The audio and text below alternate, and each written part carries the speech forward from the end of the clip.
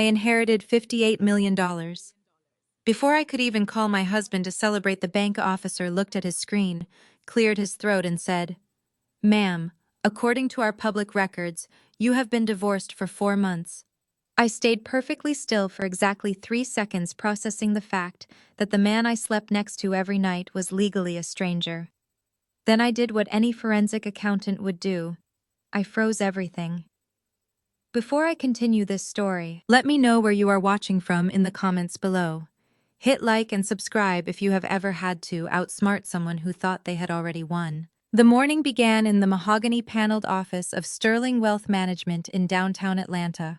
The room smelled of polished wood and fresh coffee. Mr. Sterling, a distinguished man who had managed my family's assets for 2 decades, sat across from me. My name is Tasha. I am 34 years old, and I was sitting in that leather chair to activate a massive generational trust. My grandfather had built a logistics and real estate empire during the civil rights era. He started with a single delivery truck in 1968 and turned it into a fleet that supplied half the state of Georgia. I was a man who deeply understood the value of Black ownership and generational wealth. He structured his trust meticulously so that I would only gain full control of the assets on my 34th birthday, ensuring I was mature enough to handle the responsibility. Today was that day. $58 million was now legally and entirely mine. My first instinct, driven by the fierce loyalty I was raised to value, was to protect and include my husband. Marcus is a prominent pastor and a rising real estate developer in our community. We built a public image as a powerful, united couple. I leaned forward and instructed Mr. Sterling to prepare the necessary paperwork to add Marcus to the new accounts as a joint beneficiary. I wanted to build our empire together. Mr. Sterling nodded and began typing, his fingers moving swiftly across the keyboard. Then his hands suddenly stopped. His brow furrowed as he squinted at the monitor. He adjusted his glasses, clicked a few more keys to verify the data, and finally looked up at me with an expression of profound confusion and pity. "Tasha," he said, his voice dropping to a cautious, heavy whisper, "I cannot add Marcus to these joint spousal accounts." I smiled politely and asked him why, assuming it was a missing signature.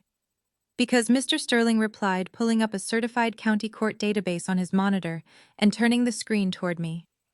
"According to the state of Georgia, Marcus finalized a default divorce against you exactly 4 months ago." The air vanished from the room. The silence that followed was absolute, ringing in my ears like a physical blow.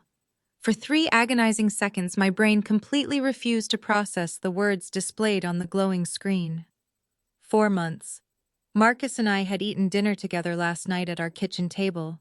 We had attended Sunday service 2 days ago, where he held my hand in the front pew and preached passionately about the sanctity of marriage to a congregation of 2,000 people. He had kissed my forehead this very morning before leaving for a supposed zoning board meeting. Yet legally, he had severed our ties a third of a year ago. I did not cry. I did not scream or throw my coffee cup against the wall. I am a forensic accountant. My entire career is built on tracking hidden assets, exposing corporate fraud, and dismantling complex financial lies. When someone attacks me, my mind does not break down. It categorizes and calculates.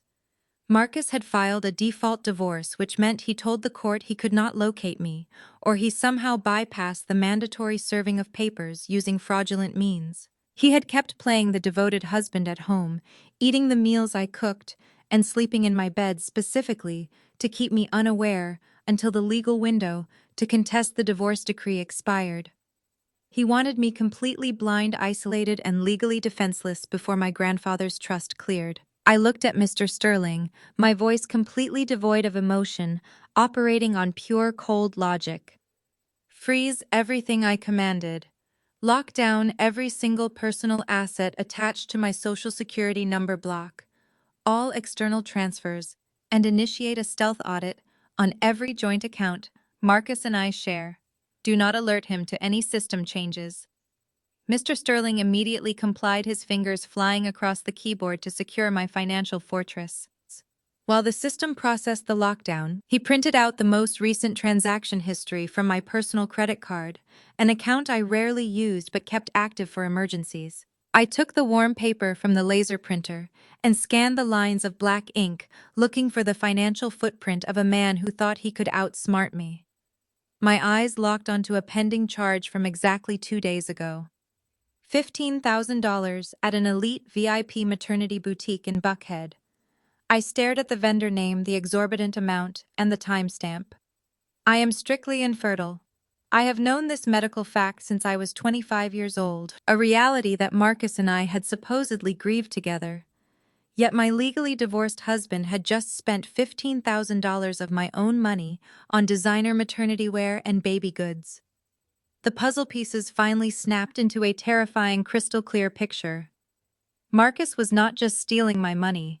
He was funding a secret life, preparing for a child I could never give him all while plotting to drain my inheritance.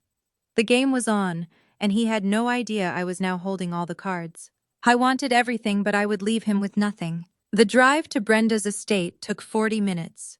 Her sprawling brick mansion sat behind wrought iron gates, a monument to the generational wealth my grandfather built and the social status my mother guarded with her life. I parked my car next to Marcus's luxury sedan. Walking up the pristine stone steps, I smoothed the lapels of my charcoal pantsuit and adjusted my expression. I was walking into a snake pit, but I had to play the part of the devoted, oblivious wife for just a little longer. I opened the heavy mahogany front door. Familiar scents of smoked turkey, collard greens, and candied yams filled the air, masking the toxic atmosphere of the dining room.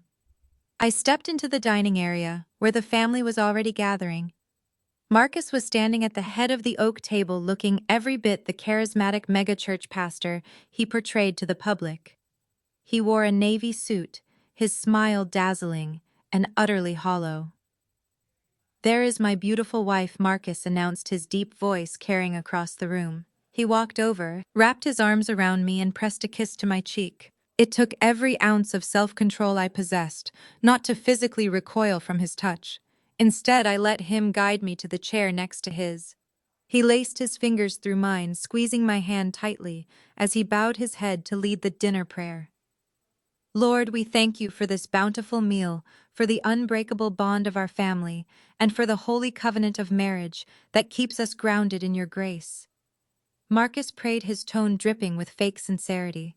I kept my eyes wide open, staring at the man holding my hand. A man who had secretly divorced me 4 months ago, yet sat here thanking God for our marriage. "Amen," the table echoed in unison. Before I could even unfold my linen napkin, my mother's sharp gaze locked onto me. Brenda sat at the opposite end of the table, her posture rigid, her pearls perfectly aligned. "Tasha, you wore a pantsuit to Sunday dinner," my mother said, her voice laced with that familiar passive-aggressive disappointment. "You look like you are about to audit a tax firm instead of breaking bread with your family. A woman of your position should present a softer image for her husband."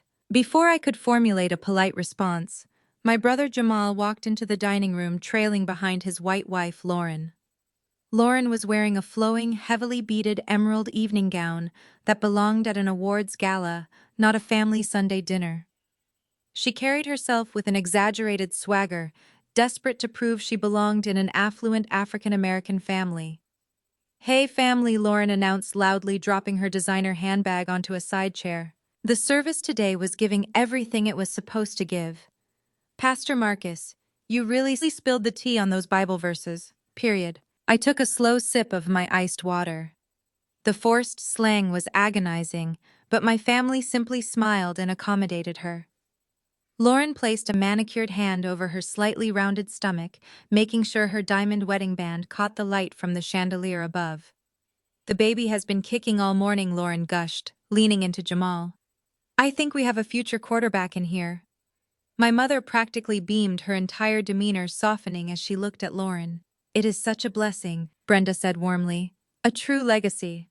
She then shifted her eyes back to me, the warmth instantly evaporating. "That is what a marriage is truly about, Tasha. Building a legacy. A prominent man like Marcus needs heirs to carry his name. It is a shame you spend so much time analyzing spreadsheets when you should be focusing on medical options. A woman who cannot give her husband a family leaves a dangerous void in the home." The cruelty of her words was designed to humiliate me, to remind me of the infertility I had struggled with for years. Marcus gave my shoulder a gentle, patronizing squeeze, playing the role of the patient, long-suffering husband. "Now, Brenda, let us not pressure," Tasha, Marcus said smoothly. "God tests us all in different ways." I did not yell. I did not cry. I did not throw my glass of water in his face. I reached into the inner pocket of my charcoal blazer and pulled out the folded bank receipt Mr. Sterling had printed for me less than 2 hours ago. I placed it on the polished wood table. With one finger, I slowly slid the piece of paper past the crystal salt shakers, past the platter of macaroni and cheese, until it stopped directly in front of Marcus's plate. I kept my voice dangerously calm, my eyes locked dead onto his. "Since I am not pregnant, Marcus, who exactly is wearing $15,000 worth of maternity silk on my American Express?" The dining room went completely silent. The clinking of silverware stopped. Marcus froze, the charming smile wiping off his face instantly. I watched a single bead of sweat form at his temple. His eyes darted from the receipt to me, his jaw working as he tried to construct a lie fast enough to cover a $15,000 hole.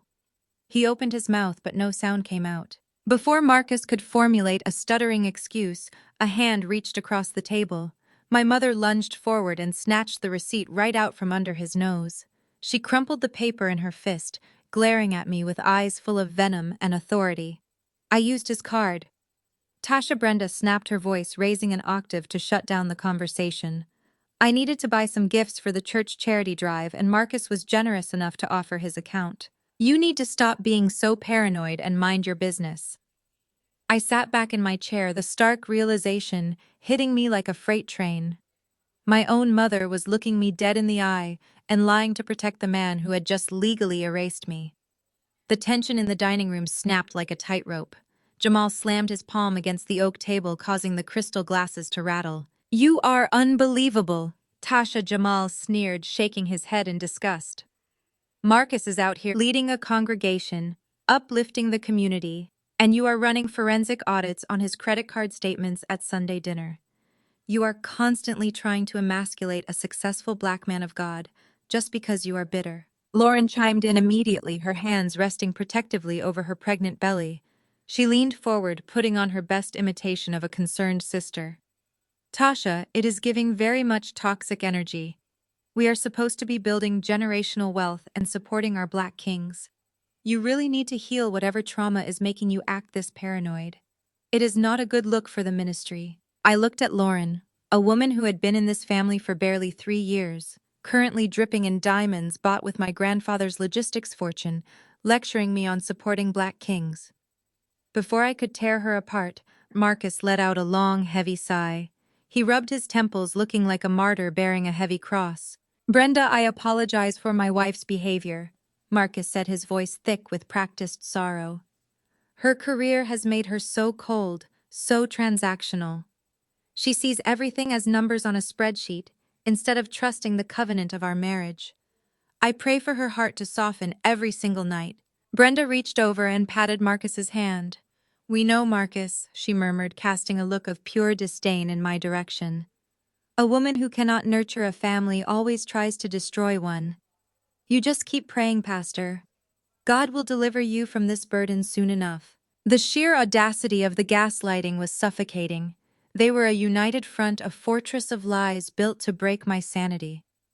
If I did not know the absolute truth from the bank, I might have actually believed I was losing my mind. I needed to get out of that room before my forensic composure cracked. I stood up slowly, picking up my linen napkin and placing it carefully beside my untouched plate. "Excuse me," I said, my voice flat and completely devoid of the hysteria they were trying to provoke. "I need a moment." I turned and walked out of the dining room, my heels clicking against the hardwood floor. I made my way down the long hallway to the guest bathroom. As soon as I closed the door, I locked it and leaned against the cool marble vanity. I gripped the edges of the sink, staring at my reflection in the gilded mirror. My chest heaved. My mother, my brother, and my husband. They were all in on it. They knew about the $15,000. They knew about the maternity clothes. Did they know about the divorce too? The sound of heels clicking down the hallway snapped me out of my thoughts. I heard Brenda's sharp voice accompanied by Lauren's breathless agreements. They were heading right for this bathroom. I quickly stepped into the large handicap-accessible stall in the back, pulling the door shut, just as the main bathroom door swung open. I stood perfectly still, barely breathing. Barely. "She is becoming a massive problem," Lauren whined, dropping her designer bag on the vanity counter. "If she keeps auditing Marcus's accounts, she is going to see the wire transfers to Jamal's company. I cannot deal with this stress, Brenda. My baby needs a stable environment, and Jamal's housing project is completely underwater. We are drowning." I heard the sound of running water and Brenda washing her hands. "Pull yourself together, Lauren." And Brenda snapped, her voice stripped of the warm matriarchal tone she used at the dinner table. "Tasha is a human calculator, but she is also desperate for my approval. We just have to keep that barren fool thinking she is happily married until her grandfather's trust clears next month." A cold chill washed over my entire body. I pulled my phone from my blazer pocket, switched it to silent, and pressed the record button. "Marcus is getting sloppy," Brenda continued, grabbing a paper towel. "I told him to cut up that credit card. He needs Tasha's collateral to secure the bridge loan for Jamal's failing housing project. If Jamal's company goes bankrupt, the federal investigators are going to look into our church's community fund, and we will all be wearing orange jumpsuits." "But what about Sienna?" Lauren asked, her voice trembling. "She is 5 months pregnant, Brenda. She is threatening to show up at the church and expose Marcus if he does not move her into the new house by the end of the month. She wants to be the first lady of the congregation." "Let that choir girl throw her little tantrums," Brenda scoffed dismissively. "Marcus has already secured the default divorce without Tasha knowing. Legally, Tasha is out of the picture. Marcus just needs to finalize the home equity line of credit, using Tasha's pristine credit score before we kick her out. Once Jamal's business is saved, Marcus can marry his pregnant little mistress, and we can finally be rid of Tasha's miserable energy for good. We just need to play the loving family for a few more weeks." I stood frozen in the bathroom stall, the red recording timer on my screen ticking upward. 15 seconds, 30 seconds, 45 seconds of pure, unadulterated betrayal. My own mother had just confessed to conspiring with my ex-husband. They had orchestrated a fraudulent divorce. They were using my name, my credit, and my grandfather's legacy to bail out my deadbeat brother. And Marcus was moving a 24-year-old pregnant mistress into the life I had built. They thought I was a desperate woman clinging to a broken marriage. They thought I was a naive workaholic who could be manipulated by the promise of family loyalty. They completely forgot that I am a forensic accountant who specializes in dismantling financial criminal networks. I stopped the recording and saved the audio file to 3 separate secure cloud servers. The stinging pain of familial betrayal vanished entirely, replaced by a terrifying, crystal-clear focus. They did not just want to break my heart. They wanted to steal my empire and throw me out into the street. I was not going to shed a single tear for these people. I was going to let them dig their own graves, sign their own fraudulent documents, and step right into the federal traps they had set for themselves. I took a deep breath, unlocked the stall door, and prepared to go back to dinner. Let the games begin. I walked out of that bathroom with my head held high, plastering a polite, detached smile on my face. I returned to the dining room, picked up my purse, and announced I had an emergency client audit that required my immediate attention. Marcus tried to play the disappointed husband, offering to walk me to my car, but I declined with a crisp, professional tone. I needed to get away from him before my forensic composure shattered. The drive to my downtown accounting firm was a blur of neon streetlights and adrenaline. I did not shed a single tear. Crying is for victims, and I was actively transitioning into an executioner. At midnight, my office was a silent sanctuary of glass and steel, overlooking the Atlanta skyline. I locked the heavy oak doors behind me, booted up my triple-monitor workstation, and poured a cup of black coffee. It was time to dissect my life with the same ruthless precision I applied to corporate embezzlers. I bypassed standard protocols and booted up my firm's proprietary tracing software tools, usually reserved for dismantling international fraud rings. I started with the Fulton County Family Court database.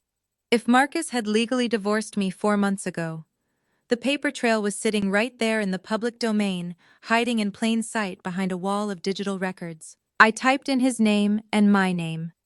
The search icon spun for 2 seconds before dropping the digital bomb. Case closed. Decree entered. I opened the scanned document of the final judgment. My eyes scanned the dense legal jargon until they hit the smoking gun. A waiver of service. In the state of Georgia, you do not have to show up to court if you sign a waiver acknowledging the divorce and declining to contest it. There at the bottom of the page was my signature. A perfect, flawless forgery of my handwriting. I checked the timestamp on the court filing. October 14th, I pulled up my own professional calendar from last year. On October 14th, I was standing on a stage in Chicago, delivering a keynote address to a room full of federal tax auditors. I had the plane tickets, hotel receipts, and video footage to prove I was nowhere near Atlanta. It was a physical and geographical impossibility for me to have signed that paper. But it was the notary stamp sitting right next to my forged signature that made my blood run absolutely cold. It was officially stamped, sealed, and verified by Brenda Hayes. My own mother had weaponized her state-issued notary license to help a cheating man legally erase her daughter from his life. The betrayal burned deep in my chest, but tears do not hold up in federal court. Evidence does. I pivoted my investigation away from the family court and dug straight into the county property tax records. I needed to know why they needed my collateral so desperately. I pulled up the deed and financial history of my home. It was a sprawling Victorian property in a historic black neighborhood, a house I had purchased entirely with my own money before I even met Marcus. The screen refreshed, and my breath hitched in my throat. 3 months ago, exactly 1 month after the secret divorce went through, a massive encumbrance had been attached to my property. A $2 million home equity line of credit. Marcus had gone to a private shadow lender and leveraged the entire equity of my home to extract $2 million in cold hard cash. But since the house was solely in my name, he could not have done it alone. I pulled the loan origination documents. There it was. A general power of attorney granting Marcus full legal control over my real estate assets. Another forged signature. Another fraudulent notary stamp provided by my mother. They had stolen the roof right from over my head while I was sleeping under it. Where does a man like Marcus hide $2 million in stolen funds? He does not put it in a joint checking account. He moves it fast. I fired up the wire tracing software and followed the digital breadcrumbs trailing away from the fraudulent loan. The $2 million had been parked in Marcus's secret holding account for less than 24 hours before being aggressively split straight down the middle. I tracked the first wire transfer of $1 million. It shot through a labyrinth of local banks before landing in the corporate account of a development firm called Legacy Builders. That was Jamal's company, the one supposedly building low-income housing for our community. I pulled the corporate registry for the firm. The registered managing director was not my brother, it was Lauren, my sister-in-law, who loved to lecture me about uplifting the culture, was quietly managing the stolen funds my mother and husband had extracted from my personal property. But that was only half the money. I highlighted the second $1 million. This wire transfer did not stay in Georgia. It bypassed domestic banks entirely, bouncing through a corporate clearinghouse in Delaware before shooting straight into an offshore trust account registered in the Cayman Islands. I ran a decryption script to bypass the privacy shield on the offshore registry. The progress bar inched across my screen, finally revealing the name of the holding company receiving the stolen funds. Sienna Grace, LLC. Marcus had literally taken $1 million of my home's equity to buy an offshore financial fortress for his pregnant 24-year-old choir director mistress. This was no longer just a messy family dispute or a civil divorce matter. By forging signatures to secure bank loans and moving that stolen money across state and international lines, Marcus, Brenda, Jamal, and Lauren had officially committed wire fraud and bank fraud. They had crossed the line into a massive federal conspiracy. Tomorrow morning I was going to walk right into Marcus's church and look the devil in the eye. The morning sun glared off the towering stained glass windows of Greater Heights Fellowship, casting a kaleidoscope of colors across the pristine marble floors of the sanctuary foyer. Marcus had spent $8 million renovating this church, turning it into a monument to his own ego. It looked less like a house of worship and more like a luxury corporate retreat. I walked through the heavy mahogany double doors, the sharp click of my black stilettos echoing through the cavernous, empty hall. It was Tuesday, the day the pastoral staff held their weekly strategic planning meetings. I knew exactly where to find the people I was looking for. I bypassed the main administrative suites and headed straight for the choir rehearsal hall. The heavy acoustic doors were slightly ajar, letting the sound of a solo vocal run spill out into the corridor. The voice was undeniably talented, hitting a high soprano note with practiced ease. I pushed the door open and stepped into the dimly lit auditorium. Standing on the center stage bathed in a single spotlight was Sienna. She was 24 years old, wearing a clinging designer maternity dress that hugged her 5-month baby bump perfectly. Her hair was flawlessly styled, and she held a gold-plated microphone like it was a scepter. She was the lead choir director, a girl who had grown up in the congregation and who had apparently decided that singing praises to the Lord was not enough. She wanted to play God with my life instead. Sienna stopped singing the moment she saw me standing in the aisle. She handed the microphone to a sound technician and whispered something to him. The technician quickly scurried out the back exit, leaving the two of us entirely alone in the massive room. Sienna did not look scared. She did not look ashamed. She looked triumphant. She placed a protective theatrical hand over her pregnant stomach and walked slowly down the stage steps to meet me on the main floor. I stood my ground, my posture perfectly straight, my expression an unreadable mask of forensic detachment. I wore a tailored crimson blazer and matching trousers projecting absolute authority. Sienna stopped 2 feet away from me. She looked me up and down, a smug, pitying smile stretching across her face. "Tasha," Sienna said, her voice dripping with artificial sweetness. "I am surprised to see you here. Tuesday mornings are usually reserved for ministry leadership, but I suppose you have a lot of free time now that your domestic duties have changed." She raised her left hand to push a stray lock of hair behind her ear, making absolutely sure the massive diamond ring on her finger caught the auditorium lights. It was a 5-carat monstrosity, gaudy and ostentatious, exactly the kind of ring a man buys with stolen money to keep his pregnant mistress quiet. I did not flinch. I kept my eyes locked directly on hers. It takes a bold woman to stand in the house of the Lord while actively participating in the destruction of another woman's marriage, I said, my voice completely level. Sienna scoffed, crossing her arms over her chest. The massive diamond flashed again. "Please do not come in here playing the victim, Tasha. Marcus and I are building a real family, something you were completely incapable of doing. You spent your entire marriage acting like a human calculator, obsessing over ledgers and bank accounts. Marcus is a powerful black man. He needs a submissive, nurturing woman by his side, someone who can actually give him heirs and carry on his legacy. You were just a placeholder until God brought him his true wife." The sheer delusion pouring out of her mouth was staggering. She actually believed Marcus was a prize, a righteous king who had been held back by a cold, barren wife. She had absolutely no idea that her so-called king was currently drowning in federal wire fraud and had used my stolen equity to buy her affection. I stepped forward, invading her personal space. Sienna instinctively took a half step back, but I reached out and grabbed her left hand with lightning speed. I held her wrist in a vice grip, lifting her hand up so the 5-carat diamond was directly between our faces. "Let go of me," Sienna snapped, struggling weakly against my grip. I ignored her, leaning in close to inspect the stone. I narrowed my eyes, examining the facets of the diamond with clinical precision. "The clarity is awful, Sienna," I whispered, my tone dropping to a dangerous, icy pitch. "You can see the carbon inclusions right near the bezel, but that is not even the worst part about this ring. Do you know how forensic accounting works?" Sienna stopped struggling.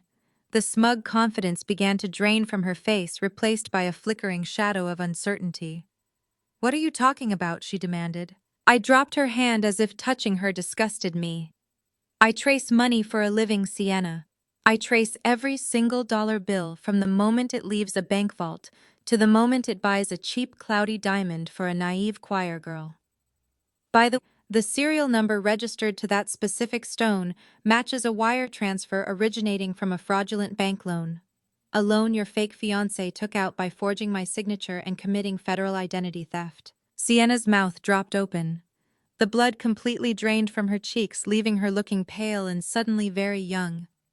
"You are lying," she stammered, taking another step back. "Marcus is wealthy. He owns properties." "Marcus owns debt," I corrected sharply. "And he used my stolen home equity to fund your offshore shell company, registered in the Cayman Islands. Sienna Grace, LLC. Did you really think you could hide international wire fraud behind a church choir robe?" She began shaking frantically, dialing her phone as I received Jamal's urgent text requesting immediate project signature assistance right away. I left Sienna standing in the empty sanctuary, her hands clutching a diamond bought with stolen equity. My phone buzzed again with a second message from Jamal, his tone shifting from urgent to demanding. He insisted I return to my office immediately, because the housing project was facing a sudden financial roadblock. I slipped my phone into my pocket, walked out into the bright morning, and drove back to my firm. I knew exactly what kind of roadblock he meant. Marcus had funneled my stolen home equity into Jamal's failing business, and now they needed my legitimate signature to act as a guarantor for the remaining construction debt to satisfy private lenders. They needed to tie me to their sinking ship before the secret divorce became public. When I stepped off the elevator and walked through the glass doors of my accounting firm, I was not surprised to see Jamal pacing the reception area. What did surprise me was the woman sitting casually on my waiting room sofa. Lauren was sipping a matcha latte, wearing a designer tracksuit that cost more than my first car. She stood up the moment I walked in, adjusting her oversized sunglasses and giving me a wide, predatory smile. "Tasha, girl, we have been waiting for you," Lauren announced, her voice artificially loud and laced with an uncomfortable forced cadence she used when trying to sound connected to African American culture.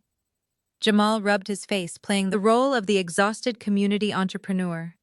He handed me a stack of legal documents attached to a clipboard. "We hit a minor snag with the development permits," Tasha, Jamal said, his eyes darting away from mine. "The lenders demand a secondary guarantor for the last $1 million of the construction loan.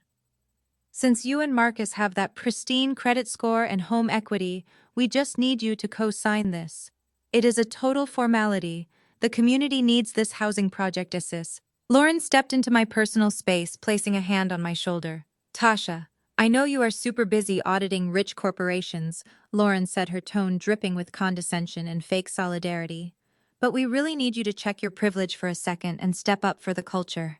Jamal is out here doing real work on the ground, uplifting the community, providing affordable homes. You sit in this fancy glass tower disconnected from the struggle. As your sister, I am telling you, it is time to give back. You cannot just hoard your wealth while your own blood is fighting the system." I stared at this white woman lecturing me about the struggle of Black people while she actively managed the offshore shell company, laundering my stolen money. The sheer audacity of her performance was breathtaking. She truly believed I was a guilty, desperate woman, craving validation from my family. I decided to give them exactly what they wanted. I let my shoulders slump, breaking my perfect posture. I looked down at the floor, forcing my voice to tremble. "You are right, Lauren," I said softly, playing the role of the broken, isolated sister perfectly. "I have been so wrapped up in my career that I forgot what really matters. I have been feeling disconnected from Marcus lately, and I just want to prove to my family that I am committed to our legacy."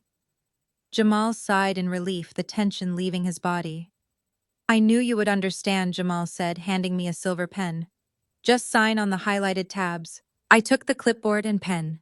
"Let me just take this into my office for 2 minutes to review the interest rates," I murmured submissively. "I will be right back out." Jamal rolled his eyes but nodded, and Lauren gave him a knowing, triumphant look. I walked into my private office and locked the door. My demeanor shifted from defeated to deadly. I did not review their interest rates. I logged directly into my secure server connected to my grandfather's $58 million trust, using my authority as the sole beneficiary and active manager. I rapidly generated a new, unlisted, limited liability company. Then I turned to the guarantor contract Jamal had given me. I slipped a fresh, legally binding page into the middle of their stack. It was page 42. I inserted a draconian acceleration clause disguised in dense financial terminology. The clause explicitly stated that if Jamal's development company missed a mandatory, highly specific 24-hour financial reporting deadline, My new corporate entity would legally assume direct ownership of the loan, immediately calling the entire debt due. If he failed to pay within 60 minutes of the default, my company would legally seize all his business and personal assets, including the offshore accounts managed by Lauren. I signed the document, but I did not sign it as Tasha, the devoted wife of Pastor Marcus. I signed it as the managing director of my newly formed trust entity. I walked back out to the reception area and handed the clipboard back to my brother. "Here you go, Jamal," I said, keeping my eyes wide and innocent. "Anything for the community." Lauren snatched the clipboard out of my hands, her eyes gleaming with absolute greed. She turned her back to me, leaning close to Jamal. "I told you she was desperate for our approval," Lauren whispered loudly enough for me to hear. "She will sign anything to feel included." Jamal smirked, putting the documents into his briefcase. "Thanks, sis. We will see you at Sunday dinner. Marcus is going to be thrilled." They walked toward the elevator, laughing together, celebrating a victory they had not actually won. I stood in the reception area watching the doors slide shut. A slow, chilling smile spread across my face. I reached into my pocket, pulled out my smartphone, and opened my digital stopwatch application. I pressed the start button.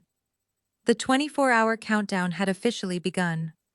I drove straight back to my Victorian home, the property Marcus had secretly leveraged to fund his catastrophic mistakes. I needed to be sitting in the living room when he arrived. I needed him to believe I was nothing more than a defeated woman shrinking under his towering pastoral authority. At 6 o'clock sharp, the front door swung open. Marcus strode into the foyer, projecting the undeniable confidence of a man who believed he held the entire city of Atlanta in his palm. He tossed his keys onto the credenza, loosened his tie, and walked into the living room, ignoring the fact that I was reviewing tax documents. "Tasha, I need to speak with you about this weekend," Marcus announced, his voice carrying the theatrical resonance he reserved for Sunday sermons. "As you know, this Saturday is the 10-year anniversary gala for Greater Heights Fellowship. The mayor is attending. The biggest real estate investors in the state are flying in to celebrate my ministry and the new community housing developments." I set my pen down and looked up at him, maintaining a perfectly neutral expression. "I am aware of the gala, Marcus. I bought my dress for it 3 months ago." Marcus let out a patronizing laugh. He crossed his arms and looked down at me with absolute disdain. "You will not be wearing that dress, Tasha. You are not attending the gala. I am forbidding you from showing up." I slowly raised an eyebrow. "Why would I not attend my own husband's anniversary gala?" Marcus sighed loudly. "Your bitter energy is bad for my brand, Tasha. I am building an empire based on faith and legacy. I need to project family values to these investors. You are cold, disconnected, and quite frankly, you are incapable of giving me a family. Having a barren, career-obsessed woman standing next to me on the biggest night of my life sends the wrong message to my congregation. I need a sanctuary, not a corporate boardroom. You will stay home." The sheer audacity was magnificent. He was standing in the house I bought, telling me I was bad for his brand. He truly believed his cruel words about my infertility would force me into a depressed, isolated silence. I had no idea I already knew his true agenda. The gala was not about celebrating 10 years of ministry. It was a highly orchestrated production designed to launch his new life. I knew exactly what he was planning to do. He was going to grab the microphone, shed fake tears, and publicly announce our tragic divorce, claiming I abandoned my faith. Then he was going to invite Sienna to the stage and propose to his pregnant 24-year-old choir director right in front of the mayor, framing it as a miraculous story of redemption. He wanted to secure his new marriage, his heir, and public sympathy all in one spectacular night. I nodded slowly, looking down at my hands. "If that is what you think is best for the ministry, Marcus, I will stay home." Marcus smiled. "I am glad you are finally learning to be agreeable," he said smoothly. He dropped his heavy leather briefcase onto the glass coffee table, discarding any pretense of respecting my space. "I have an emergency meeting tonight to finalize the gala budget. I am taking a quick shower. Make sure my navy suit is pressed." He turned his back and confidently walked up the staircase. The moment I heard the bathroom door click shut and the shower head turn on, my submissive posture vanished. I stood up and walked directly over to the glass coffee table. Marcus was so arrogant, so utterly convinced of his own superiority, that he had not bothered to lock the brass clasps on his briefcase. I quietly flipped the leather flap open and shifted through the thick stacks of legal files, church budgets, and real estate contracts. My hands moved with the practiced silent efficiency of a forensic auditor. I zeroed in on a manila folder tucked discreetly into the back compartment. It was labeled with my home address. I opened the folder and pulled out a freshly printed legal document. The bold heading at the top of the page made the blood pound in my ears. It was an eviction notice. It was a customized aggressive legal writ, drafted by a private attorney. The document cited a default divorce settlement that allegedly awarded Marcus sole possession of my Victorian home. The final execution date was set for this coming Sunday, exactly one morning after his grand gala. The depth of his malice was breathtaking. Marcus did not just want to humiliate me by secretly divorcing me and parading his pregnant mistress in front of the city. He was planning to send armed deputies to my front door the morning after his proposal to physically throw me out into the street. He intended to strip me of my reputation, my grandfather's trust, and the very roof over my head, all within a 48-hour window. I pulled my smartphone directly from my pocket and quickly snapped high-resolution photographs of every single page of the fraudulent eviction notice. I carefully placed the documents back into the manila folder, arranging them exactly as Marcus had left them. I closed the briefcase and snapped the brass clasps shut just as the sound of the shower stopped echoing from the second floor. Marcus was planning to deliver a masterclass in public betrayal this Saturday. He thought he had engineered the perfect corporate and marital takeover. He did not realize that by leaving this document in my house, he had just handed me the final piece of evidence I needed to lock the federal trap permanently. I walked slowly back to the sofa, picked up my tax documents, and waited for my fraudulent husband to come downstairs. The legal chessboard was now fully set. Marcus descends the curved staircase wearing his perfectly pressed navy suit and expensive cologne. He barely glances in my direction, snatching his heavy leather briefcase from the glass coffee table. "I will be home late," he is, adjusting his silk tie in the hallway mirror. "Do not wait up for me. And remember exactly what I said about this Saturday. You stay out of sight and let me handle the ministry." I give him a tight, obedient nod, playing the role of the broken wife to absolute perfection. The moment his luxury sedan pulls out of the driveway, the submissive facade drops entirely. I quickly pick up my cell phone. I do not call a divorce attorney. I call Mr. Sterling. He answers on the first ring. I tell him to assemble the firm's most aggressive federal litigators, forensic analysts, and investigators, and meet me in the downtown boardroom in exactly 30 minutes. The boardroom on the 40th floor overlooks the sprawling Atlanta skyline. It is filled with sharp minds in expensive tailored suits when I arrive. I do not waste time with pleasantries or emotional breakdowns. I am operating with absolute forensic precision. I project the high-resolution photographs I took from Marcus's briefcase onto the massive presentation screen. Next to them, I pull up the detailed bank records tracing the $2 million home equity loan. I hand over a thick physical binder containing the forged waiver of service and the undeniable proof of Brenda's fraudulent notary stamp. I watch the lead litigator, a ruthless man named Harrison, adjust his glasses as he meticulously reviews the timeline.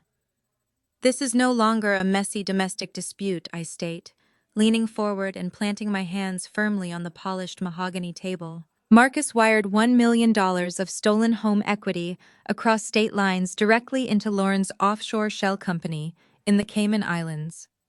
He used a federally insured bank to process a fraudulent loan based on forged legal documents." Harrison looks up from the binder, a predatory gleam in his dark eyes. "Wire fraud. Bank fraud, aggravated identity theft. This just escalated to a massive federal crime. I instruct Harrison and his team to move instantly. We draft the official reports with ruthless efficiency. We file comprehensive, undeniable evidence packages directly with the Federal Bureau of Investigation and the Internal Revenue Service, Criminal Investigation Division. Because Marcus used his pastoral credentials and nonprofit tax-exempt status to maneuver some of the smaller administrative fees for his shadow loans, the IRS will completely dismantle his church's financial structure. Next, I target my own mother. I file an expedited complaint with the Georgia State Bar and the Secretary of State, attaching clear digital copies of Brenda's fraudulent notary stamp on the divorce decree. By tomorrow morning, her state-issued license will be permanently revoked, and she will be facing severe criminal liability for facilitating a felony. I am burning their entire foundation to the ground brick by brick, ensuring they have absolutely no legal or financial escape route. Right in the middle of the filing process, my phone vibrates loudly against the conference table. A digital alarm flashes brightly across my screen. The 24-hour countdown I started in my office reception area has officially hit 0. Jamal failed to submit the highly specific compliance report I buried deep on page 42 of his guarantor contract. Lauren's desperate greed and Jamal's arrogant incompetence blinded them completely to the fine print. I turned to Mr. Sterling, my voice steady and commanding. Trigger the acceleration clause. Sterling taps his keyboard, legally activating the corporate trap. Because Jamal missed the mandatory reporting deadline, my newly formed limited liability company instantly assumes direct ownership of his construction debt and calls the entire $1 million balance due immediately. We sit in silence as the clock ticks. Exactly 60 minutes later, Jamal officially defaults. The system automatically executes the asset seizure protocols without requiring a single court hearing. Mr. Sterling prints a thick stack of fresh legal documents from the laser printer in the corner of the room. He binds them in a crisp black folder and slides them across the mahogany table toward me. "It is done," Tasha Sterling says, as leaning back in his leather chair. "Your trust entity now legally possesses the deeds to every single commercial property Jamal and Lauren thought they owned. They are completely bankrupt, and they do not even realize it yet." I trace my index finger over the official corporate seals stamped on the fresh deeds. It is a flawless, bloodless financial victory, but it is not enough. The punishment must match the sheer audacity of their betrayal. I look up at Sterling, my eyes narrowing with calculated intent. "There is one more thing we need to execute tonight," I say, my voice dropping to a dangerously calm pitch. "Find out exactly who holds the commercial mortgage to the Grand Ballroom, where Marcus is hosting his 10-year anniversary gala this Saturday. Buy the debt. I do not care what premium they ask for.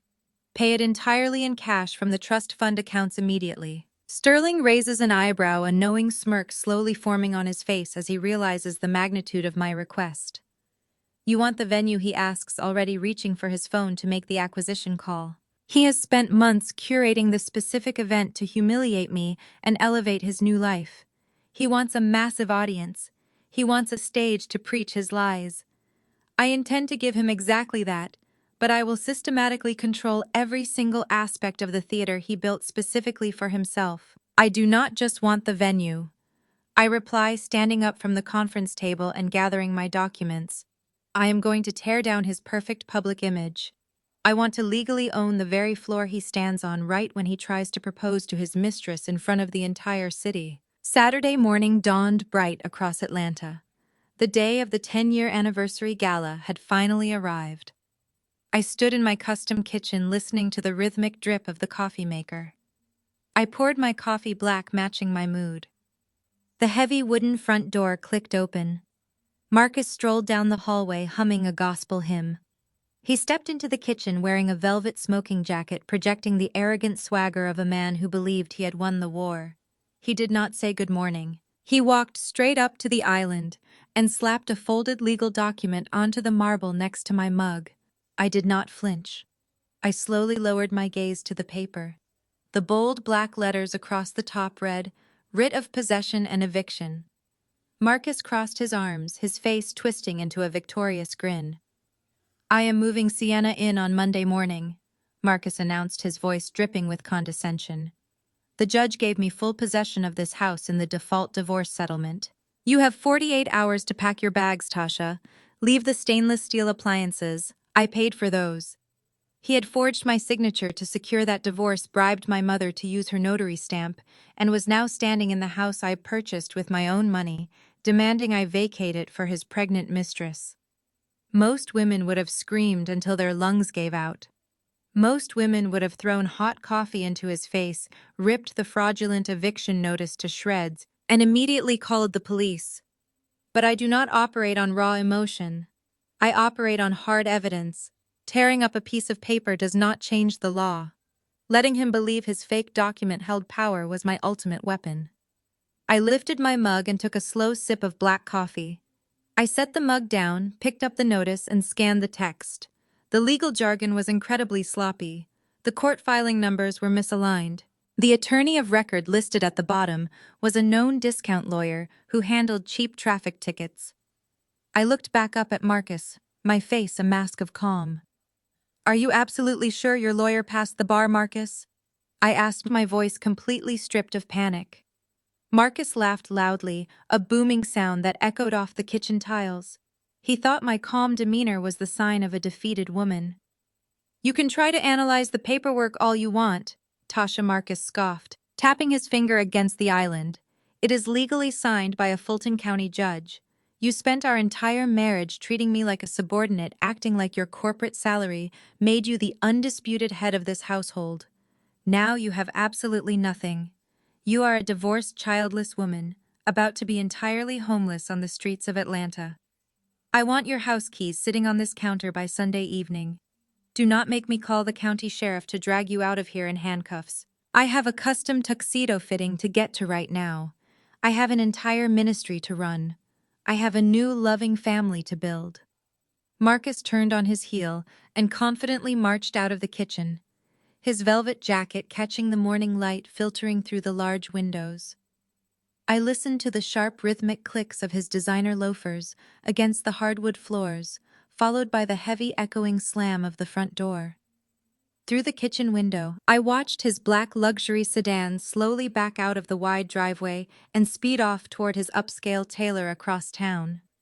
He honestly believed he had just delivered the final crushing blow to my spirit. He thought he was driving off to claim his rightful throne at the grand gala. The second his car completely disappeared around the corner of my quiet neighborhood, the tense silence in the kitchen shattered. I did not waste a single millisecond shedding tears over his cruelty. I pulled my secure smartphone from my blazer pocket and quickly bypassed my usual contacts, dialing a direct number I had set up late last night with a specialized logistics crew. The line rang twice before a gruff professional voice answered the call. I leaned against the marble counter, my eyes scanning the pristine living room Marcus mistakenly thought he now owned. "Send the heavy moving trucks immediately," I commanded, my voice sharp and entirely ruthless. "I want a full, comprehensive sweep of this property. Empty his massive master closet, empty his hidden personal wall safe, pack up his entire home office, and strip every single piece of electronic equipment registered in his name. Leave absolutely nothing behind except the bare walls." The voice on the other end confirmed the aggressive orders, asking for the final destination address for the cargo. I smiled, a cold, predatory grin spreading across my face as I visualized the lavish 10-year anniversary gala he had spent months planning. I pictured the mayor, the wealthy investors, and the church elders arriving in their evening gowns and tailored suits. I imagined the sheer panic on his face when his perfectly curated public image collided with his chaotic private reality. "Dump every single box right in the middle of his megachurch parking lot," I instructed, my tone unyielding. "Leave his expensive designer suits, his custom velvet shoes, and his luxury watches baking on the hot asphalt for his entire congregation to see when they arrive for the gala tonight. Make sure the cardboard boxes are clearly and brightly labeled as evicted personal property using massive red markers. I want no ambiguity about his current living situation. Let his devoted flock see exactly how the Lord provides for a fraudulent pastor who builds his glass house on a foundation of stolen money and deceitful lies. The operation starts now. Do not let a single piece of his wardrobe escape the public eye. Execute this plan immediately without any mercy." 7 hours later, the Atlanta night sky was entirely pitch black, but the grand ballroom downtown blazed with the blinding light of 1,000 crystal chandeliers. I stood in the darkened sound control booth looking down through the tinted observation glass at the breathtaking spectacle of absolute fraud unfolding below me. Marcus had spared absolutely no expense for his 10-year anniversary gala. The guest list was a who is who of Atlanta high society. The mayor sat at the front table laughing heartily at a joke made by a prominent city councilman. My mother Brenda was dressed like absolute royalty.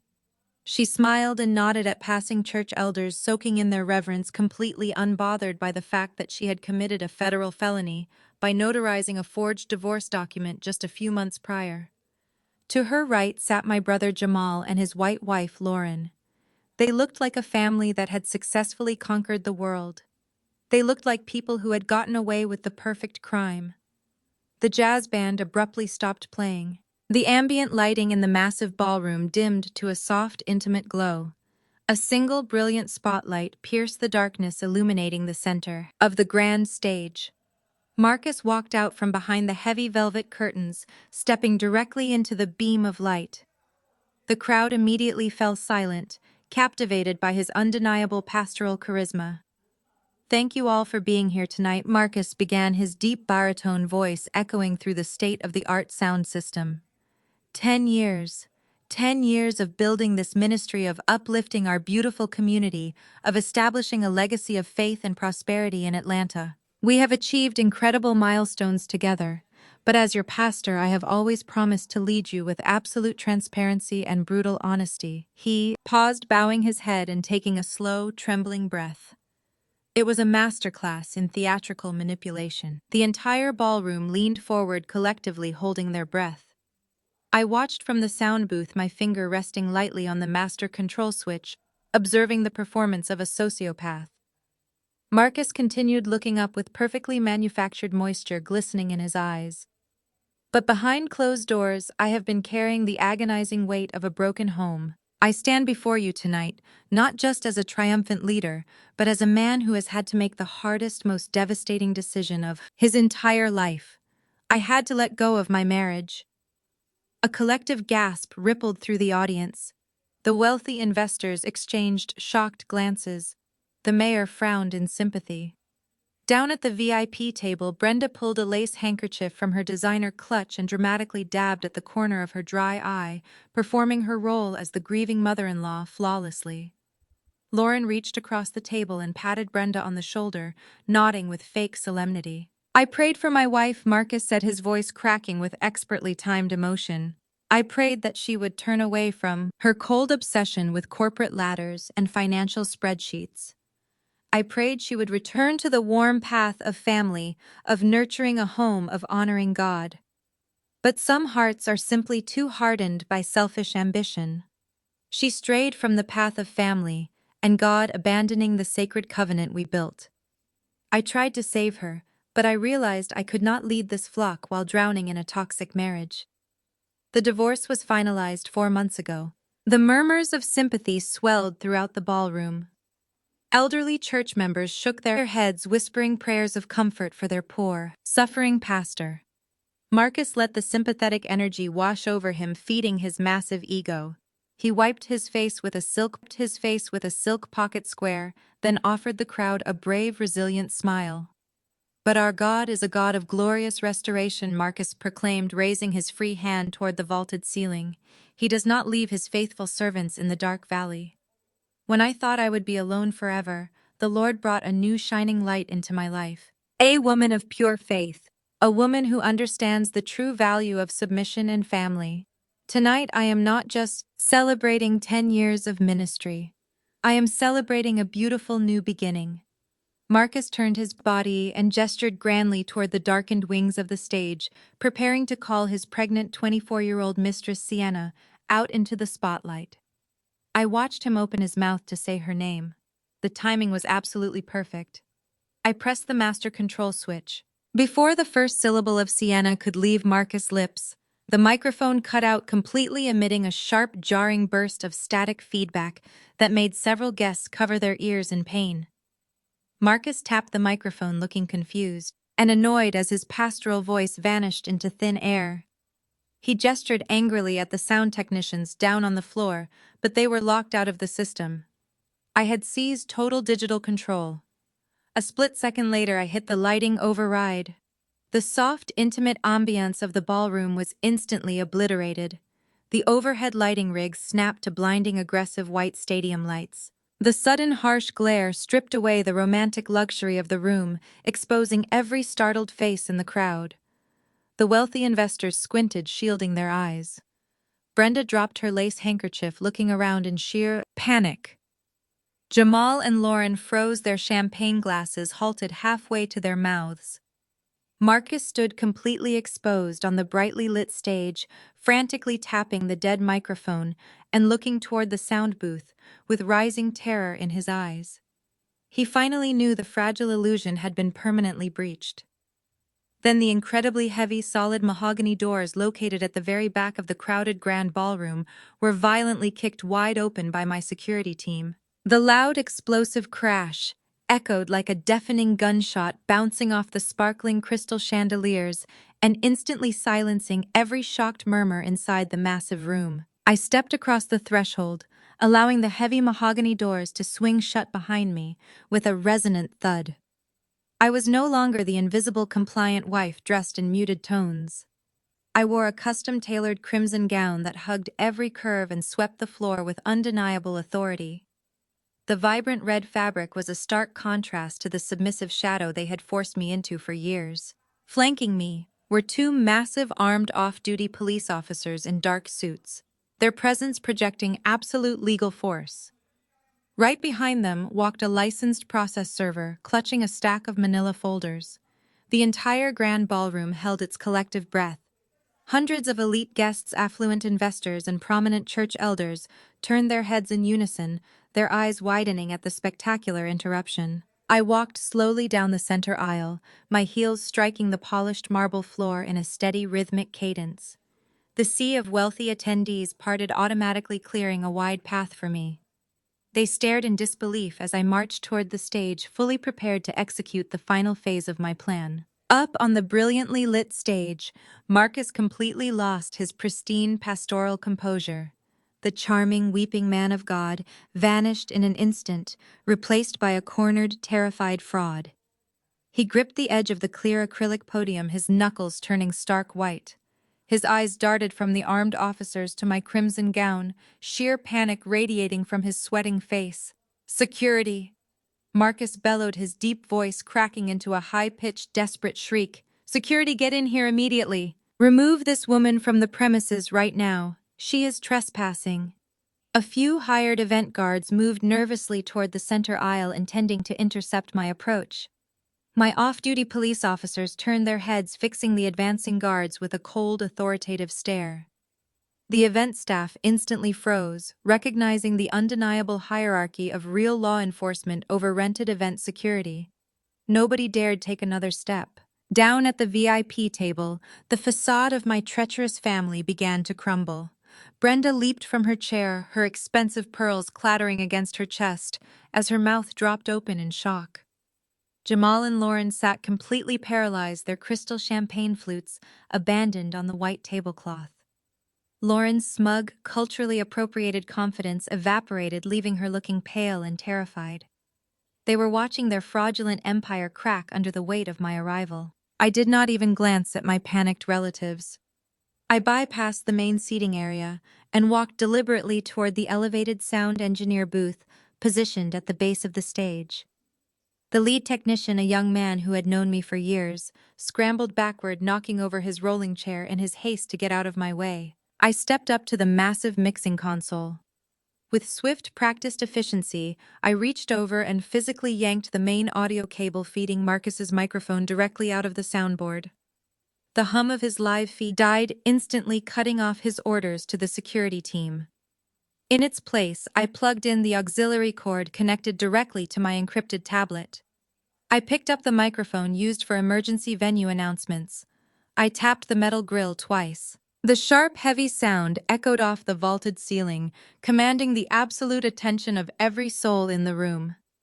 "Marcus," I spoke into the microphone, my voice booming through the surround sound system with calm, terrifying clarity. "As of 2 o'clock this afternoon, my company formally purchased the commercial debt of this property from your primary lenders.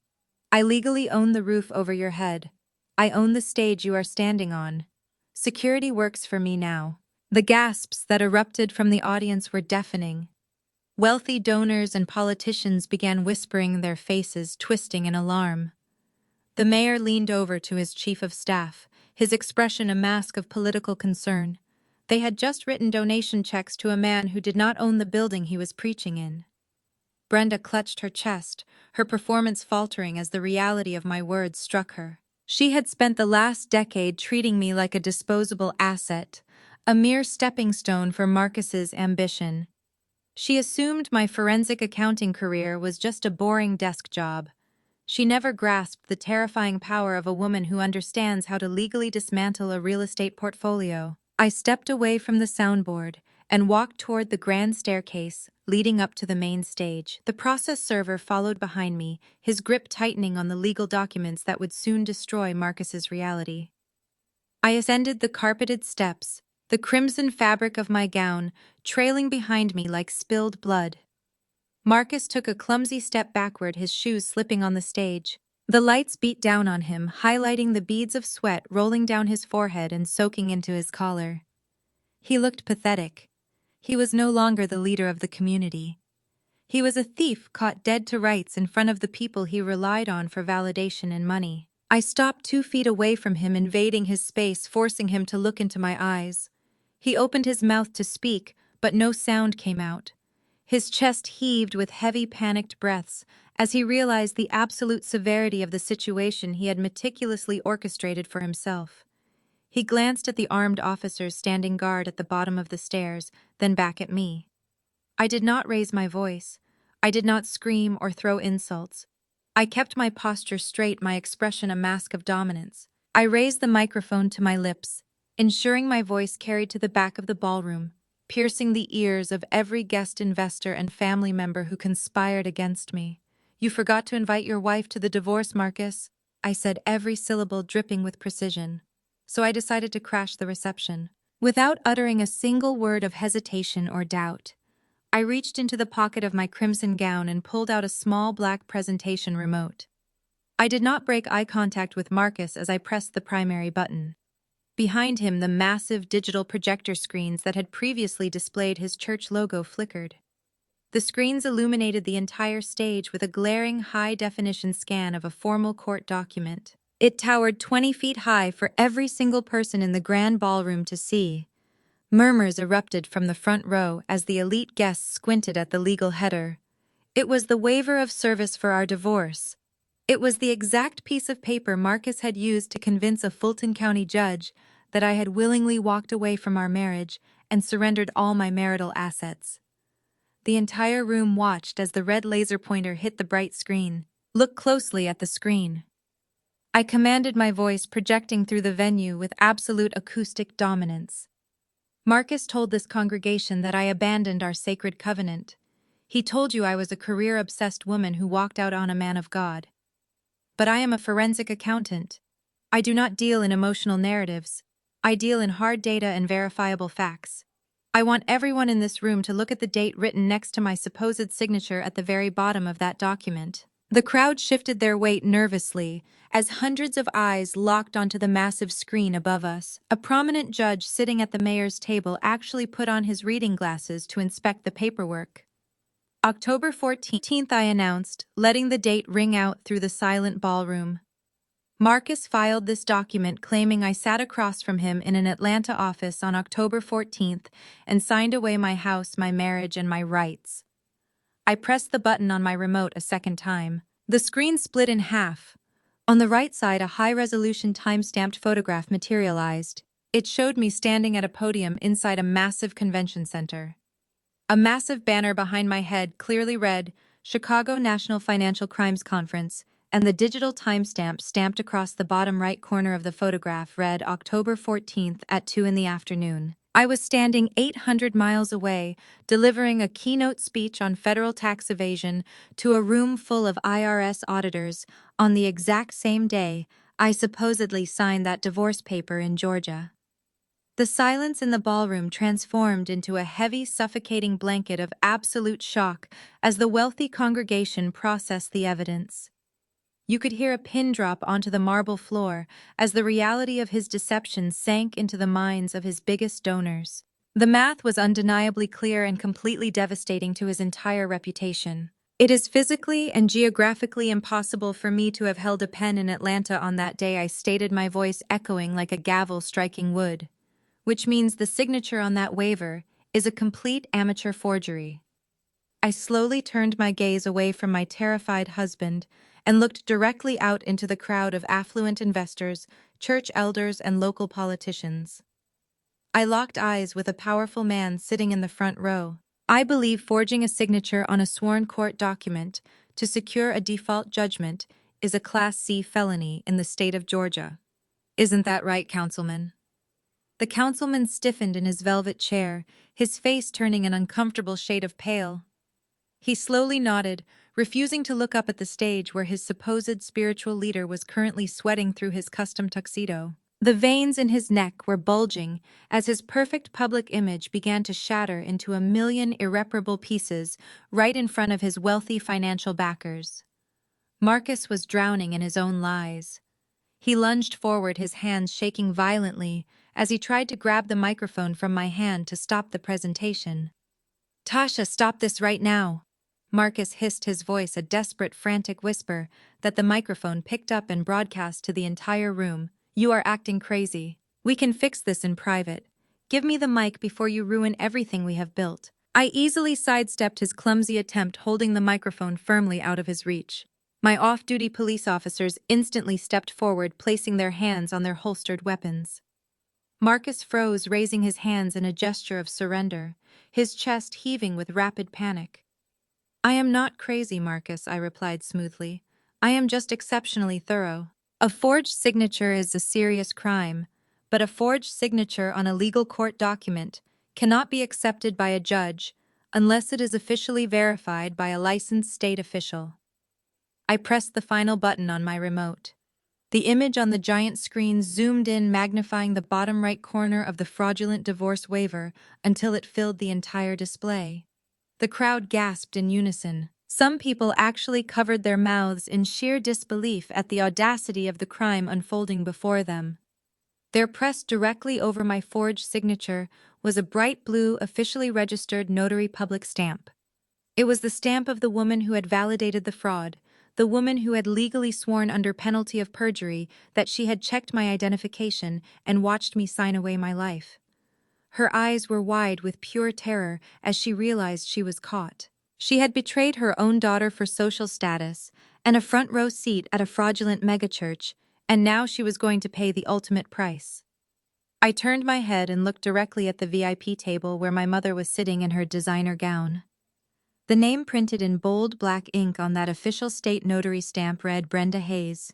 Brenda leaped from her velvet chair at the VIP table. Her heavy pearl necklace violently clattered against her chest as she pointed a shaking manicured finger up at the stage. "She is lying." Brenda shrieked, her carefully cultivated matriarchal composure instantly shattering into desperate hysterics. "This is a spiritual attack on our family. The devil is using her to destroy us. Do not believe a single word coming out of her mouth. She is just fiercely jealous because she is barren, and my pastor's son needed a real woman to build his legacy." The sheer cruelty of my mother's screaming about my infertility into a crowded ballroom was meant to completely break me. It was her ultimate trump card, the weapon she had used behind closed doors to keep me feeling small and inadequate for years. But she was severely underestimating the titanium armor I had built over the last 48 hours. I looked down from the stage at the woman who gave birth to me, feeling absolutely zero emotion. The maternal bond she tried to invoke was nothing more than a transactional illusion, a convenient tool she utilized only when it benefited her social standing. "You notarized a forged federal and state legal document to help a cheating man steal your own daughter's house, Brenda," I said, my voice slicing through her religious theatrics like a sharpened surgical scalpel. "You sat back and watched him leverage my pristine credit score while I fed you Sunday dinner in my dining room. You sold your own blood for a front-row seat at a fraudulent church." "Lies," Brenda wailed loudly, waving her hands wildly toward the silent congregation. "She is fabricating these documents to frame us. I am a God-fearing woman with an untarnished reputation." I would never compromise my professional notary license or my strict personal morals. Marcus is a phenomenal provider, and he made sure this entire congregation thrived under his leadership. I clicked the primary button on my presentation remote. The massive projector screens behind Marcus shifted immediately, casting a new bright glow across the stage.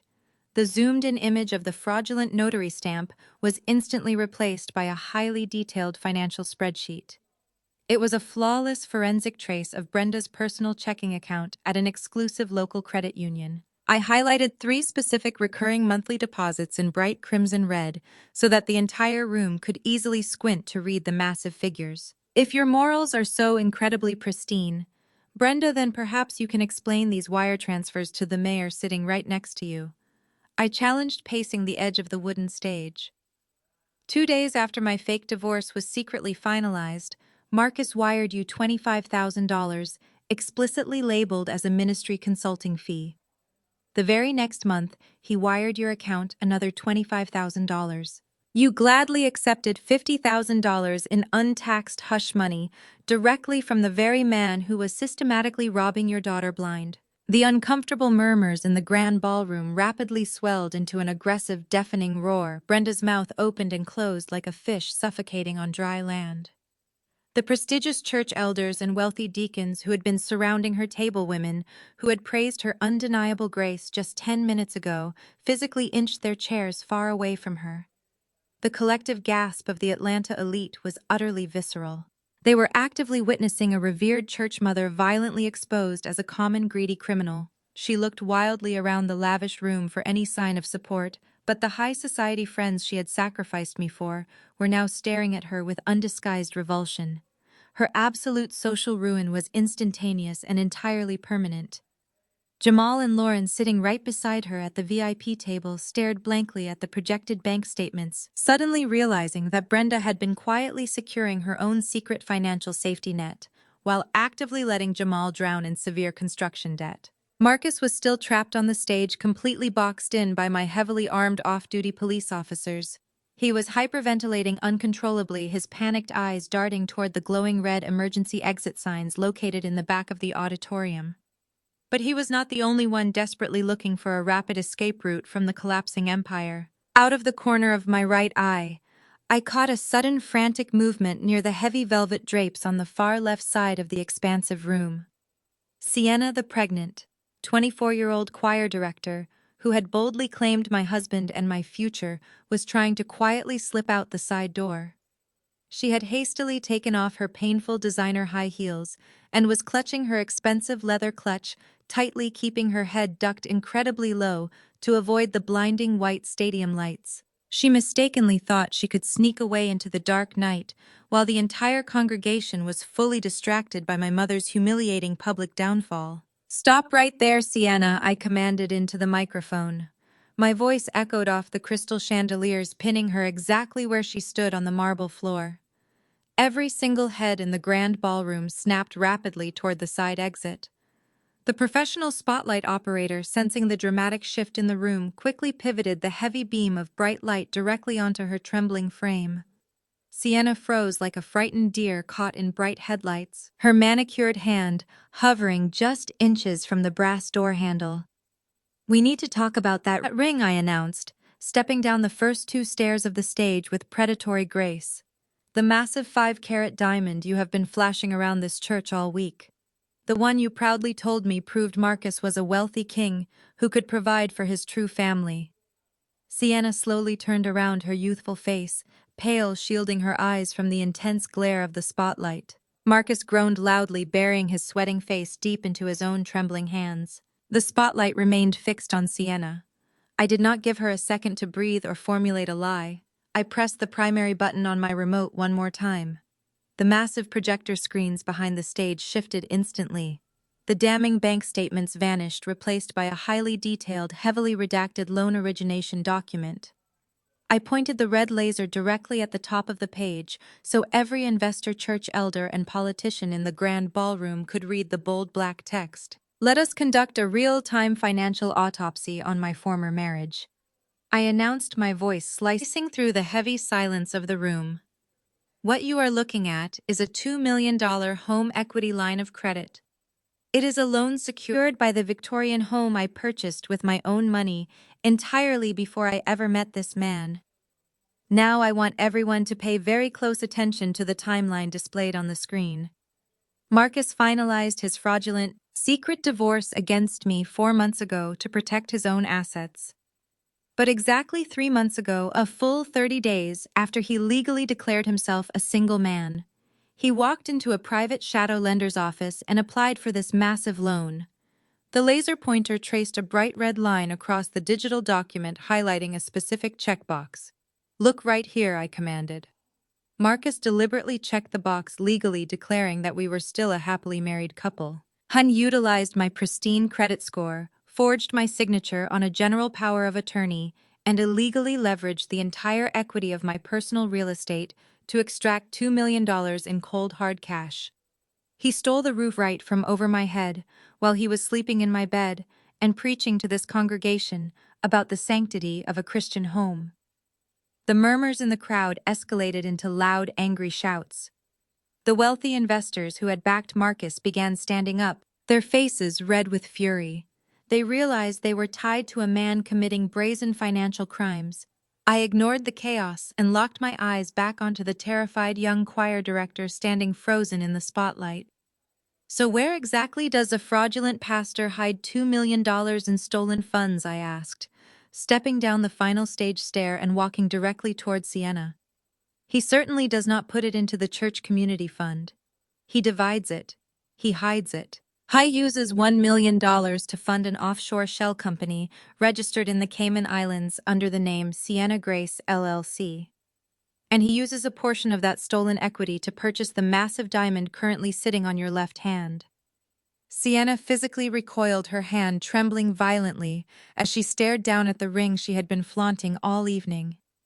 "That ring is not a symbol of love or a promise of a righteous legacy," I stated, my voice echoing relentlessly through the surround sound system. "That ring represents wire fraud and bank fraud. It is the direct result of aggravated identity theft. You are not wearing a blessing, Sienna.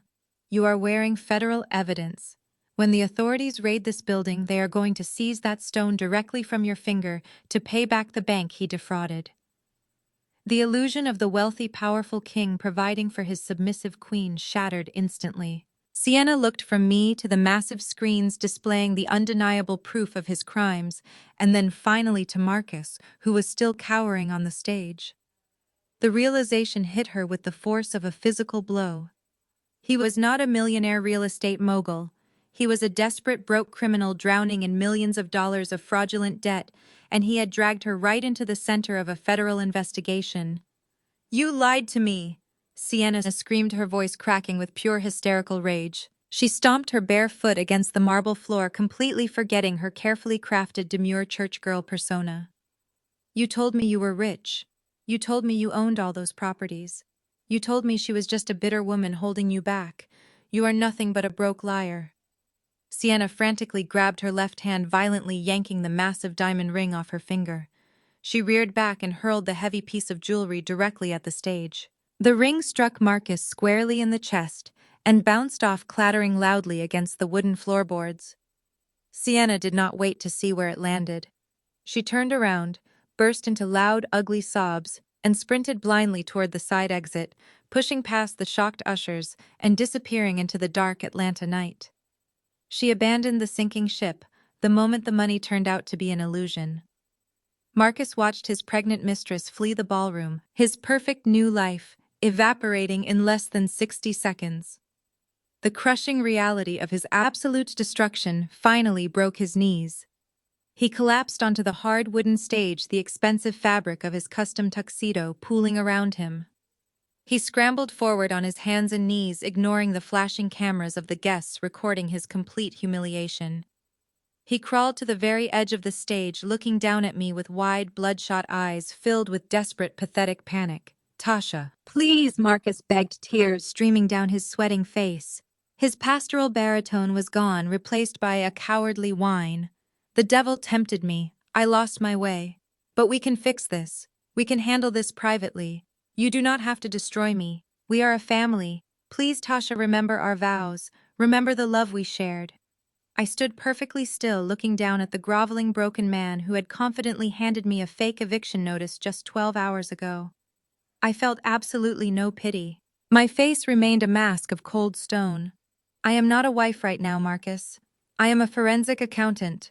Let us talk about Jamal and his frauds. I turned my attention away from my former husband, kneeling on the wooden floorboards, and shifted my gaze to the VIP table. Jamal had been sitting in stunned silence watching his invincible brother-in-law crumble into a federal suspect. Jamal aggressively pushed his chair back and stood up, squaring his shoulders. He adjusted his expensive designer jacket, trying to project the intimidating aura of a successful real estate mogul. "You cannot touch me," Tasha. Jamal yelled, his voice echoing across the silent ballroom. "You can expose Marcus all you want, but my community housing project is absolutely bulletproof. You personally came into my office and signed the guarantor papers for the final $1 million. You are legally tied to my development firm. If I go down, you go down right along with me. You signed your name on the dotted line." "I did not sign a single thing as your sister, Jamal," I replied, pacing slowly across the edge of the stage.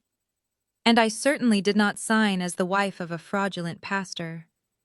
The massive screens behind me flashed instantly, replacing the evidence of the stolen diamond ring with a scanned copy of the guarantor contract Jamal had handed me in my office reception area. "Look closely at the signature, Jamal," I commanded. "I signed that document as the managing director of an unlisted liability company." Jamal scoffed, waving his hand dismissively. "A signature is a signature, Tasha. You still guaranteed my loan." I smiled, my expression devoid of familial warmth.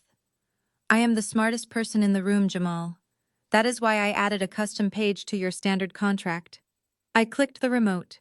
Page 42 of the guarantor agreement materialized on the massive screens towering over the stunned audience. "This is an acceleration clause," I explained, my voice ringing with forensic authority. "It explicitly states that your development firm must submit a comprehensive financial compliance report within exactly 24 hours of the signature. If you fail to submit that specific report by the deadline, my limited liability company legally assumes direct ownership of your debt and calls the entire $1 million balance due immediately." Jamal stared at the screen, his confident posture beginning to visibly waver. "I did not see that page." "Page," he stammered. "Lauren read the contract. You tricked us." "I did not trick anyone," I stated coldly. "The 24-hour deadline expired at exactly 2 o'clock this afternoon. Because you failed to file the report, my company triggered the acceleration clause. 60 minutes after your default, my corporate entity executed the asset seizure protocols. I own the land, the permits, and every single commercial property you thought you controlled. You are completely bankrupt." Jamal gripped the edge of the VIP table, his legs shaking as the devastating reality of his financial ruin crashed down on him. But I was not finished dismantling his criminal enterprise. I clicked the remote one more time. The screen shifted, displaying a complex web of international bank transfers. "Let us talk about the other half of the stolen money, Jamal," I announced. "But the second million was routed directly into your shell company." Jamal shook his head frantically. "I used that money for the community project, Tasha. I was uplifting our people." "You are lying!" I shot back, my voice slicing through his pathetic defense. "I traced every dollar. You funneled that entire $1 million through a labyrinth of domestic accounts, straight into an offshore trust registered in the Cayman Islands. A trust explicitly managed by your wife. The offshore account was clearly registered under Lauren's name. You used a community project as a front to launder stolen money," I declared, addressing the outraged crowd. "They stole from a black woman to fund their luxury lifestyle while pretending to uplift the very neighborhood they were actively defrauding." All eyes in the grand ballroom snapped toward Lauren. The white woman who had spent years lecturing me about my privilege and my duty to support black kings was now sitting in the crosshairs of a massive federal money laundering investigation. The color completely drained from her face. She looked at the damning bank records on the screen and then looked at the armed off-duty police officers standing near the stage. Her culturally appropriated persona vanished in an absolute instant. Self-preservation took over completely.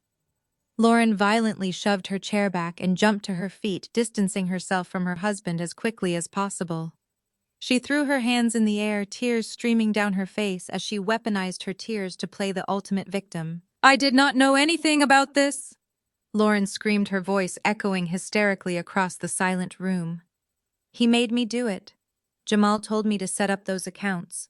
He said this is how Black families handle their generational wealth, and I believed him because I wanted to respect the culture.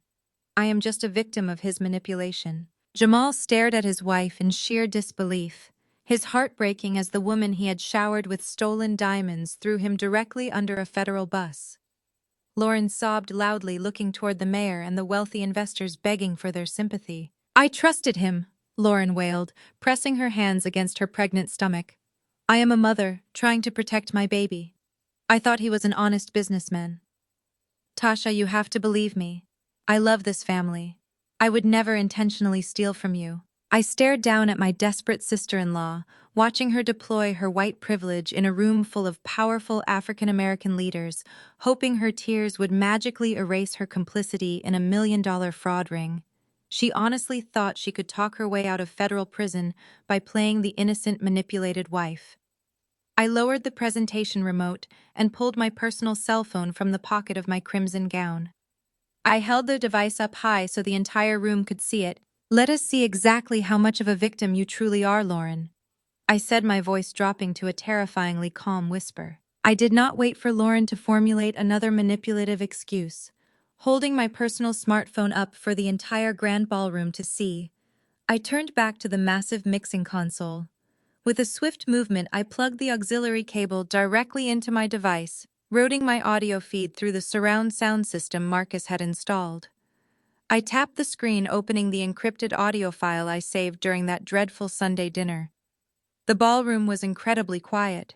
The soft click of my screen sounded like a gunshot. "Let us see exactly how much of a victim you truly are, Lauren," I announced, letting my voice ring out with absolute authority. "You stand here in a room full of powerful, influential African-American leaders pleading for sympathy. You weaponize your tears and play the naive white woman manipulated by her Black husband.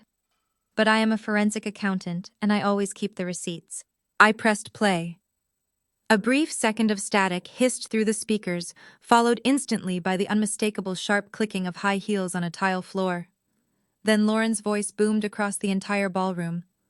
But it was not the breathless, culturally appropriated voice she had just used to beg for mercy. It was her real voice, cold, calculating, and dripping with absolute venom. "She is becoming a massive problem." The recorded version of Lauren whined, her voice echoing off the crystal chandeliers. "If she keeps auditing Marcus's accounts, she is going to see the wire transfers to Jamal's company. I cannot deal with this stress, Brenda. My baby needs a stable environment, and Jamal's housing project is completely underwater. We are drowning." The live Lauren, standing near the VIP table, let out a blood-curdling shriek. She lunged forward, trying to reach the stage, but the off-duty police officers instantly blocked her path. She covered her ears, her face turning an impossible shade of crimson, as her own treacherous words continued to play for the city elite to hear. "Pull yourself together," Lauren, Brenda's recorded voice, snapped back. "Tasha is a human calculator, but she is also desperate for my approval. We just have to keep that barren fool thinking she is happily married until her grandfather's trust clears next month." A collective, unified gasp ripped through the grand ballroom. The cruelty of a mother calling her own daughter a barren fool to a greedy daughter-in-law sent a shockwave of visceral disgust through the crowd. Several prominent church mothers physically stood up, pointing angrily at Brenda, who was now sobbing hysterically into her hands. The recording was not finished. The most devastating blow was yet to come. Marcus has already secured the default divorce, without Tasha knowing. Brenda's voice continued, echoing mercilessly. "Once Jamal's business is saved, Marcus can marry his pregnant little mistress, and we can finally be rid of Tasha's miserable energy for good. We just need to play the loving family for a few more weeks."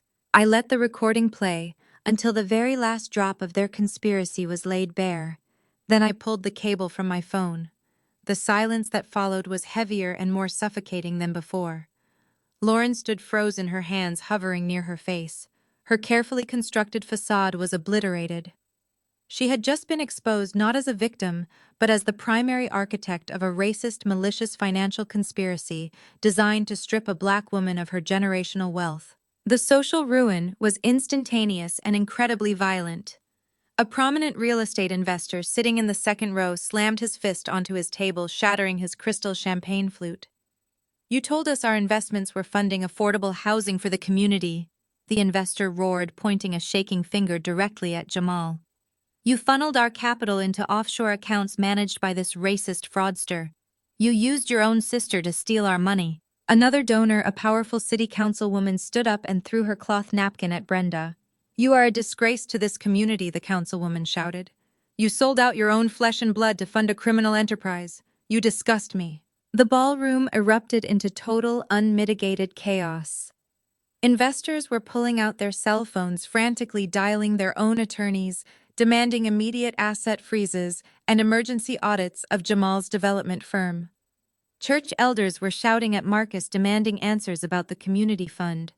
Lauren tried to back away toward the kitchen exit, but a group of furious donors physically blocked the aisle, refusing to let her escape the consequences of her actions. She was trapped, surrounded by the very community she had mocked and exploited. I stood watching the fraudulent empire burn to ashes. I had not laid a single hand on any of them. I had simply provided the mirror and let them look at their own hideous reflections. The destruction was entirely of their own making. Down on the stage floor, Marcus was still on his knees. The sheer magnitude of his public execution had completely scrambled his narcissistic brain. He looked at the angry mob of investors screaming for his arrest, then looked up at me standing above him in my crimson gown. He could not comprehend that he had lost.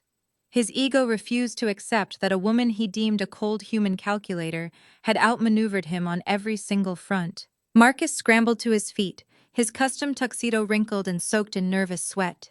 He grabbed the dead microphone from the acrylic podium, refusing to accept that I controlled the sound system. He pointed a shaking, angry finger at my face, his chest heaving with desperate, furious breaths. He screamed at the top of his lungs, his voice raw and echoing across the stage, despite the dead microphone in his hand. "You are broke, Tasha!" Marcus screamed, his face contorted in absolute rage as the walls closed in. "You do not have the money to fight us in court. I will take half of your corporate pension." I let his pathetic threat hang in the stifling air of the grand ballroom. Half of my corporate pension. That was the ultimate extent of his financial imagination. He was a man who stole pennies while completely oblivious to the vault of gold sitting right beneath his feet. The entire room went dead silent. The angry investors stopped shouting. The church elders stopped praying. Even Lauren stopped sobbing. Everyone watched me step right up to the very edge of the wooden stage. I looked down at Marcus kneeling in his sweat-soaked tuxedo.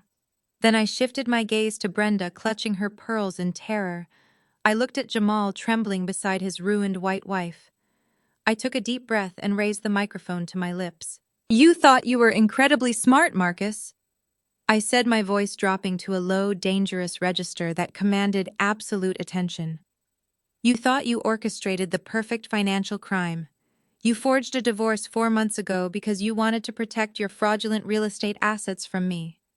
You wanted to isolate me and leave me with absolutely nothing so you could build your fake legacy with a naive choir director.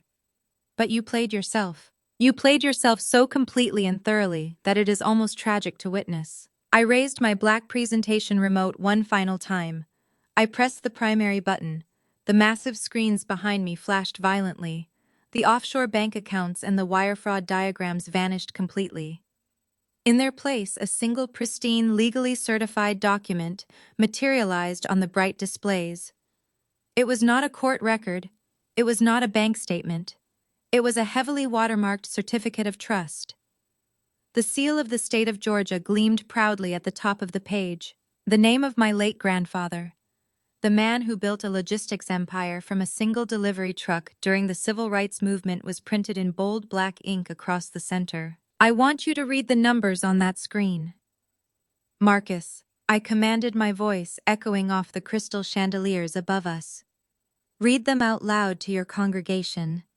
Read them to the mother who sold me out to sit in your front row." Marcus slowly lifted his head, His bloodshot eyes locked onto the towering digital screen. His lips moved silently as he counted the zeros. 1, 2, 3, 4, 5, 6, 7 zeros. His face drained of whatever color he had left, turning an ashen, sickening shade of gray.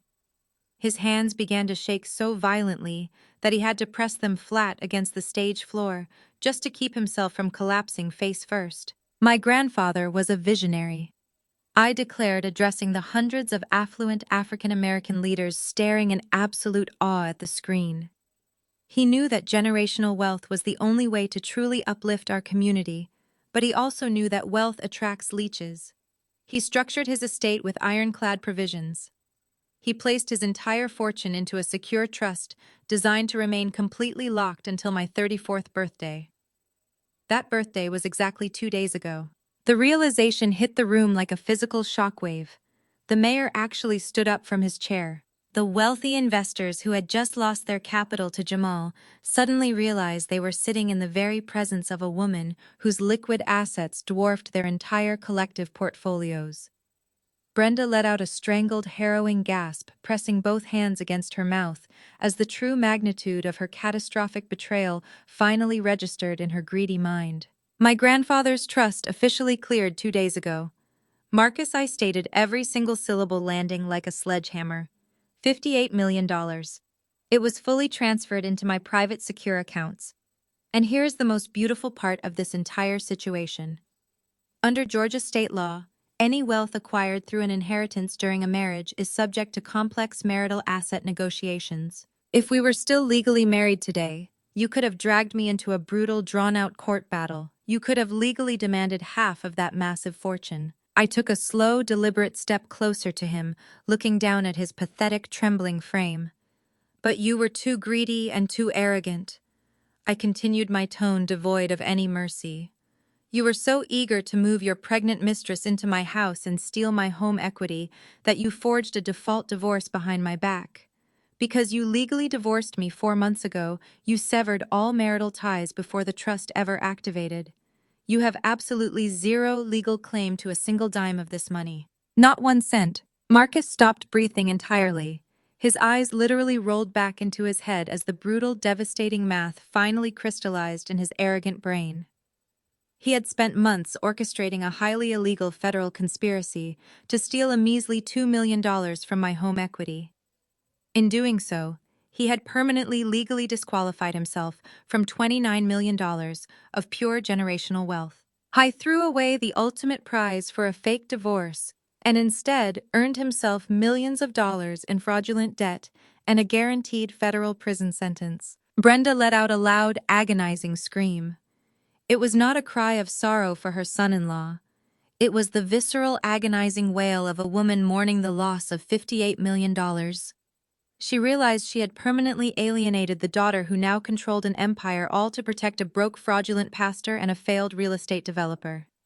Jamal sank to his knees beside Lauren, holding his stomach as if he had been physically gutted. You wanted my corporate pension, Marcus, I asked, a cold, victorious smile finally breaking across my face.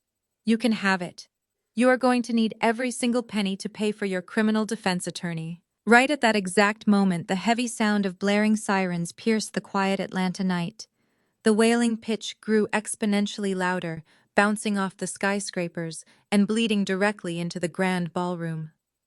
The red and blue lights began to stroke through the stained glass windows, casting a chaotic glow over the faces of the congregation. The heavy mahogany doors at the back of the hall did not just open. They burst inward with explosive kinetic force, hitting the interior walls with a deafening crack. A dozen federal agents stormed into the room.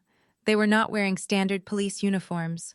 They wore heavy olive-green tactical vests, boldly emblazoned with the bright yellow letters FBI and IRS CID across their chests. The Criminal Investigation Division of the Internal Revenue Service does not show up for simple clerical errors. They show up to dismantle financial syndicates, and they had arrived in full force to execute multiple federal arrest warrants. Nobody move a lead. Federal agent shouted into a bullhorn, his voice cutting through the rising panic of the affluent crowd. This building is currently under federal lockdown. We have active warrants for the arrest of Marcus Hayes and Jamal Davis. All attendees remain in your seats.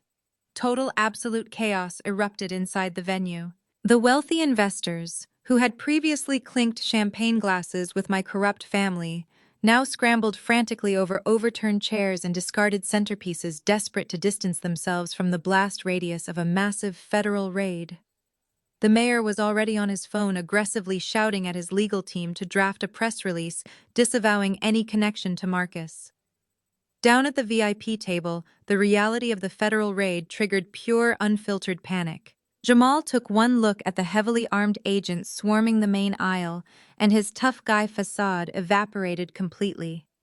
He knocked his chair backward and sprinted blindly toward the swinging doors of the catering kitchen, hoping to slip out through the loading dock alleyway. He barely made it 10 feet. A massive tactical agent intercepted him, diving forward and tackling my brother hard onto the polished marble floor. The sickening thud of Jamal hitting the ground echoed sharply as the agent swiftly pinned his arms behind his back, snapping heavy steel handcuffs shut around his wrists. Jamal thrashed helplessly, screaming that he was a legitimate businessman, but his cries were drowned out by the escalating pandemonium. Lauren watched her husband get slammed into the marble and completely lost her mind. The culturally appropriated swagger, the fake solidarity, and the aggressive entitlement she had weaponized against me for years shattered into a million pathetic pieces. She dropped to her knees, bursting into loud, hysterical, ugly tears. Her carefully styled hair clung to her wet face as she crawled frantically away from the table. "I need a lawyer!" Lauren shrieked at the top of her lungs, her voice cracking with pure terror. "I am a white woman from a good family. He forced me to sign those offshore documents. I am just a mother. You cannot do this to me. I will cooperate. I will tell you everything he did." She was literally offering to sell Jamal to the federal government before the agents had even read him his rights. Up on the stage, Marcus remained frozen on his hands and knees. The flashing blue lights from the police cruisers outside bathed his sweating face in a harsh, unforgiving glare. 2 FBI agents marched directly up the stage stairs, grabbing him firmly by his custom-tailored shoulders and hauling him roughly to his feet. He did not fight back. He looked completely hollowed out, a hollow shell of a man who realized he had traded a $29 million marital empire for an orange federal jumpsuit. As the agents began reading Marcus his rights, a sudden desperate weight yanked hard on the side of my dress. I looked down. Brenda had crawled across the space between the VIP table and the edge of the stage. She was kneeling on the floor, violently clutching the expensive crimson fabric of my tailored gown. Her pearl necklace was tangled, her makeup completely ruined by streaks of thick black mascara. "Tasha, baby, please." Brenda wept hysterically, her voice a ragged, grating sob that echoed with raw desperation. "I am your mother. You cannot let them do this to us. You have $58 million, Tasha. You have the power to stop this right now. Call your lawyers, pay their bail, pay off the banks. You can write a check and make this entire nightmare disappear." I stared down at the woman who had brought me into this world, feeling absolutely no trace of daughterly obligation. She was not begging for my forgiveness. She was demanding my resources. "You have to save your family," Brenda cried, digging her fingernails deeper into my dress. "You cannot let the white man come into our community and lock up your brother and your husband. It goes against everything we stand for. You have to use that generational wealth to uplift your own blood. We are Black people, Tasha. We have to stick together against the system." The sheer, unadulterated audacity of her plea was staggering. She had spent months actively utilizing a fraudulent legal system to help a cheating man steal my home and strip my assets. But the second she faced federal accountability, she decided to weaponize our race and our community to guilt-trip me into saving her skin. I slowly reached down toward the hem of my dress. I did not yell. I did not show an ounce of the rage that had fueled my forensic investigation. With cold, clinical precision, I gently but firmly pried her clutching fingers off the delicate fabric. "You sold me out for a front-row seat at a fake church, Brenda," I said to her, my voice dropping to a chillingly even pitch. "Enjoy the front-row seat at the federal courthouse. I stepped back from my mother, smoothing the pristine fabric of my crimson gown, where her desperate fingers had wrinkled it. Two heavily armed federal agents marched directly onto the center of the stage. They grabbed Marcus by his custom-tailored lapels and violently shoved him against the clear acrylic podium he had used to preach his hypocritical sermons. The metallic click of heavy handcuffs snapping shut around his wrists echoed through the microphone resting on the floorboards. Marcus gasped his chest, heaving as the agents forcefully patted him down in front of the entire congregation. This was the exact stage he had meticulously designed to humiliate me and elevate his pregnant mistress. Now it was the platform for his ultimate destruction. The agents yanked him backward, turning him around to face the crowd. His custom tuxedo jacket bunched awkwardly around his shoulders as his arms were restrained behind his back. The lead agent began reading him his Miranda rights detailing the federal charges of bank fraud, wire fraud, and aggravated identity theft. Marcus was physically dragged down the stage stairs. As the agents frog-marched him down the center aisle, his dragging feet caught the edge of the velvet carpet. He looked up, his tear-streaked face locking eyes with mine.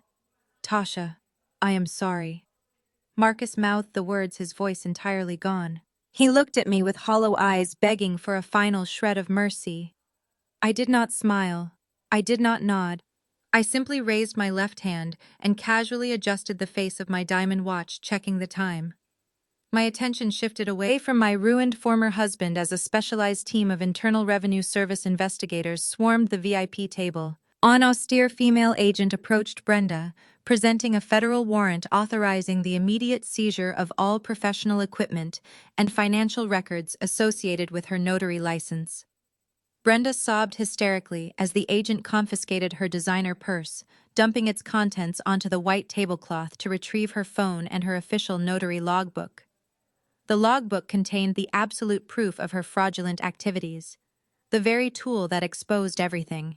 Across the table, Lauren was experiencing a total catastrophic breakdown. Two agents cornered her, demanding the immediate surrender of her offshore banking credentials. When Lauren frantically tried to clutch her $50,000 crocodile skin handbag, claiming it was a personal gift, an agent ruthlessly snatched it from her grip. He loudly informed her that every single luxury item purchased with laundered construction funds was now officially classified as seized federal evidence. Lauren collapsed into a nearby chair, her mascara running down her face. She screamed that she was being unfairly targeted. The elite guests of the grand ballroom showed absolutely zero sympathy. The wealthy investors, politicians, and prominent church elders had all pulled out their smartphones. The entire hall was illuminated by the glaring flash of camera lenses. Dozens of high society attendees were actively live-streaming the brutal downfall of the perfect pastor and his fraudulent family. The social elite of Atlanta were documenting every single second of the raid, broadcasting the humiliation of Brenda, Jamal, Lauren, and Marcus to the entire world. Their pristine, untouchable reputation was being incinerated live on the internet, permanently destroying their standing in the community. I stood in the center of the chaotic storm, an island of absolute forensic calm. I had executed my strategy with flawless precision, and there was nothing left for me to do in this building. I did not gloat.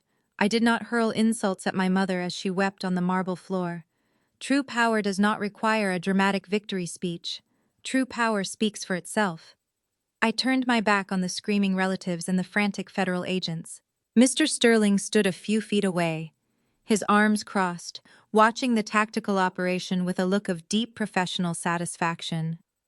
I walked over to my trusted wealth manager and calmly handed him the black presentation remote. "Store the digital files in the trust vault," I instructed him, my voice steady and clear. "Make sure the property management team changes the locks on this venue by midnight." Mr. Sterling nodded, accepting the remote. "It has been a pleasure doing business with you tonight, Tasha," he replied, a genuine smile touching the corners of his mouth. I turned toward the exit. I walked back up the center aisle, my heels clicking rhythmically against the floor. A sharp, steady beat that cut through the sounds of sobbing and sirens. I walked past the stunned congregants, leaving my toxic bloodline to face the devastating federal consequences they had meticulously engineered for themselves. I pushed open the heavy front doors of the grand ballroom and stepped outside. The cool, crisp Atlanta night air hit my face, instantly clearing the stifling, oppressive atmosphere of the venue from my lungs. The street was lined with flashing police cruisers and federal command vehicles. Their rotating lights painted the surrounding skyscrapers in shades of emergency red and blue. I walked down the sweeping concrete steps, moving away from the chaos, and toward the waiting black town car Mr. Sterling had arranged for me. I watched the red and blue emergency lights reflect off the polished hood of the town car, a vibrant display of the justice I had meticulously manifested. For years I had shrunk myself to fit into their narrow, hypocritical definitions of success and loyalty. I had endured the snide remarks about my fertility, the patronizing lectures about submission, and the blatant disrespect disguised as religious devotion. They had mistaken my professional stoicism for weakness. They had assumed my quiet dedication meant I was blind to their deceit. But tonight I had forcefully rewritten the entire narrative. I was no longer the discarded spouse, or the unappreciated daughter. I was the undisputed architect of their absolute destruction. As the driver opened the door, I slid inside, letting the heavy, suffocating weight of being the scapegoat vanish into the cooling night air. Permanently gone. 6 months later, the autumn sun poured through the floor-to-ceiling windows of my newly designed corner office in the heart of downtown Atlanta. I stood by the glass watching the morning traffic flow seamlessly along the busy city streets. My forensic accounting firm had quadrupled in size since that unforgettable night at the Grand Ballroom, but I was no longer just auditing corporate embezzlers. I was actively building an entirely new empire. The flat-screen television mounted on the far wall of my spacious office was softly playing the local morning news broadcast. I picked up the remote and increased the volume as the anchor began reporting on the highly publicized sentencing phase of a massive local financial syndicate. The screen flashed a courtroom sketch of Marcus. He was wearing an oversized orange federal jumpsuit, his once impeccable fade completely grown out and unkempt. The news anchor confirmed the judge had just handed down a severe sentence of 8 consecutive years in a maximum security federal penitentiary without the possibility of early parole. He had been convicted on multiple felony counts of bank fraud, wire fraud, and aggravated identity theft. His precious mega-congregation had completely dissolved the very morning after his highly public arrest, scattering into the wind when they realized their spiritual leader had systematically robbed them to fund his own colossal ego. Jamal did not fare much better in the justice system. My brother had foolishly attempted to take his federal case to trial, arrogantly believing he could outsmart the seasoned prosecutors. The jury deliberated for less than 2 hours, before finding him guilty on all charges related to his fraudulent housing project. I was sentenced to 5 hard years behind bars. His real estate company was permanently liquidated, and his so-called professional reputation was reduced to a cautionary tale taught in local business schools. Lauren predictably turned on everyone the exact moment the metal handcuffs clicked around her wrists. She had spent hours in the interrogation room crying hysterically and offering to testify against her husband in exchange for full immunity. But federal prosecutors do not grant immunity to the person actively managing the offshore accounts. Her desperate tears did not save her from the absolute destruction she helped engineer. She filed for total bankruptcy, attempting to shield her remaining personal assets. But my aggressive legal team had already legally seized every single luxury item she owned. She was officially evicted from her sprawling suburban mansion and quietly moved back to a dilapidated trailer park in her home state, completely stripped of her designer wardrobe and her stolen diamond jewelry. As for my mother, she managed to narrowly avoid a federal prison sentence by fully cooperating with the state authorities and permanently surrendering her professional notary license. However, the social penalty she paid was far more devastating than any jail cell could ever be. Brenda was completely and permanently ostracized from Atlanta high society. The wealthy church mothers, who once sought her advice, now refused to even acknowledge her existence in public. She was forced to quickly sell her sprawling brick estate to pay off her mounting legal fees and severe restitution fines. She now lived entirely alone in a tiny subsidized apartment on the outskirts of the city, isolated and completely ignored by the very community she had sold my soul to impress. I turned off the television, feeling absolutely no remorse for any of them. I did not use the $58 million trust fund from my grandfather to purchase luxury yachts or massive tropical vacation homes. True generational wealth is not about hoarding capital. It is about deploying resources to fundamentally disrupt toxic cycles. I had successfully purchased the foreclosed megachurch of Marcus, the very building where he had proudly paraded his pregnant mistress and plotted my cruel eviction. I hired a team of elite architects and completely gutted the interior. The massive sanctuary with its crystal chandeliers and velvet pews was demolished. In its place, I built a state-of-the-art financial literacy and STEM center explicitly designed for young African American girls. I replaced his pulpit of lies with advanced computer programming labs, rigorous mathematics tutoring centers, and intensive financial planning classrooms. I was determined to break the vicious cycle of financial abuse and blind toxic family loyalty that had nearly destroyed my own life. I wanted to teach these brilliant young women how to read complicated corporate balance sheets, how to structure complex business entities, and how to legally protect their own assets from predatory men who hide behind charming smiles and respected religious titles. I grabbed my tailored blazer and walked out of my corner office, taking the private security elevator down to the main ground floor. I stepped into the bright, bustling main hall of the newly opened educational center. The atmosphere was incredibly vibrant and inspiring. Dozens of young, brilliant women were gathered around collaborative workstations, analyzing datasets and learning how to build their own independent financial portfolios. I was instantly surrounded by my trusted team of professional mentors, legal advisors, and dedicated educators. This was my new chosen family. These powerful women did not demand my absolute submission. They did not view my ambition as a dangerous threat, or my intelligence as an uncomfortable burden. We were building an impenetrable fortress of pure knowledge and independence. I walked the center aisle, stopping in front of the feature wall. Hanging proudly illuminated by soft gallery lights was a beautiful portrait of my grandfather. He gave me the financial sword I needed to cut the toxic ties holding me down. I took a deep, restorative breath. I turned facing the audience with absolute clarity. They tell you that blood is thicker than water, but they forget that generational wealth is not just about money. It is about knowing your worth, protecting your peace, and having the receipts to prove it. Sometimes a forged divorce is the greatest gift God can give you. The most powerful takeaway from this story is that toxic family loyalty should never cost you your peace, your sanity, or your hard-earned assets. Society often pressures us to blindly forgive and protect our relatives, even when they actively plot against our downfall. However, true personal empowerment comes from knowing your worth and setting ironclad boundaries. Tasha teaches us that emotional manipulation completely loses its power when confronted with undeniable facts, precise documentation, and financial independence. Never apologize for protecting yourself, keeping the receipts, and walking away from a table where love is constantly replaced by exploitation and deceit. If you have ever had to set hard boundaries with toxic family members to protect your peace and your future, hit that like and subscribe button and share your survival story.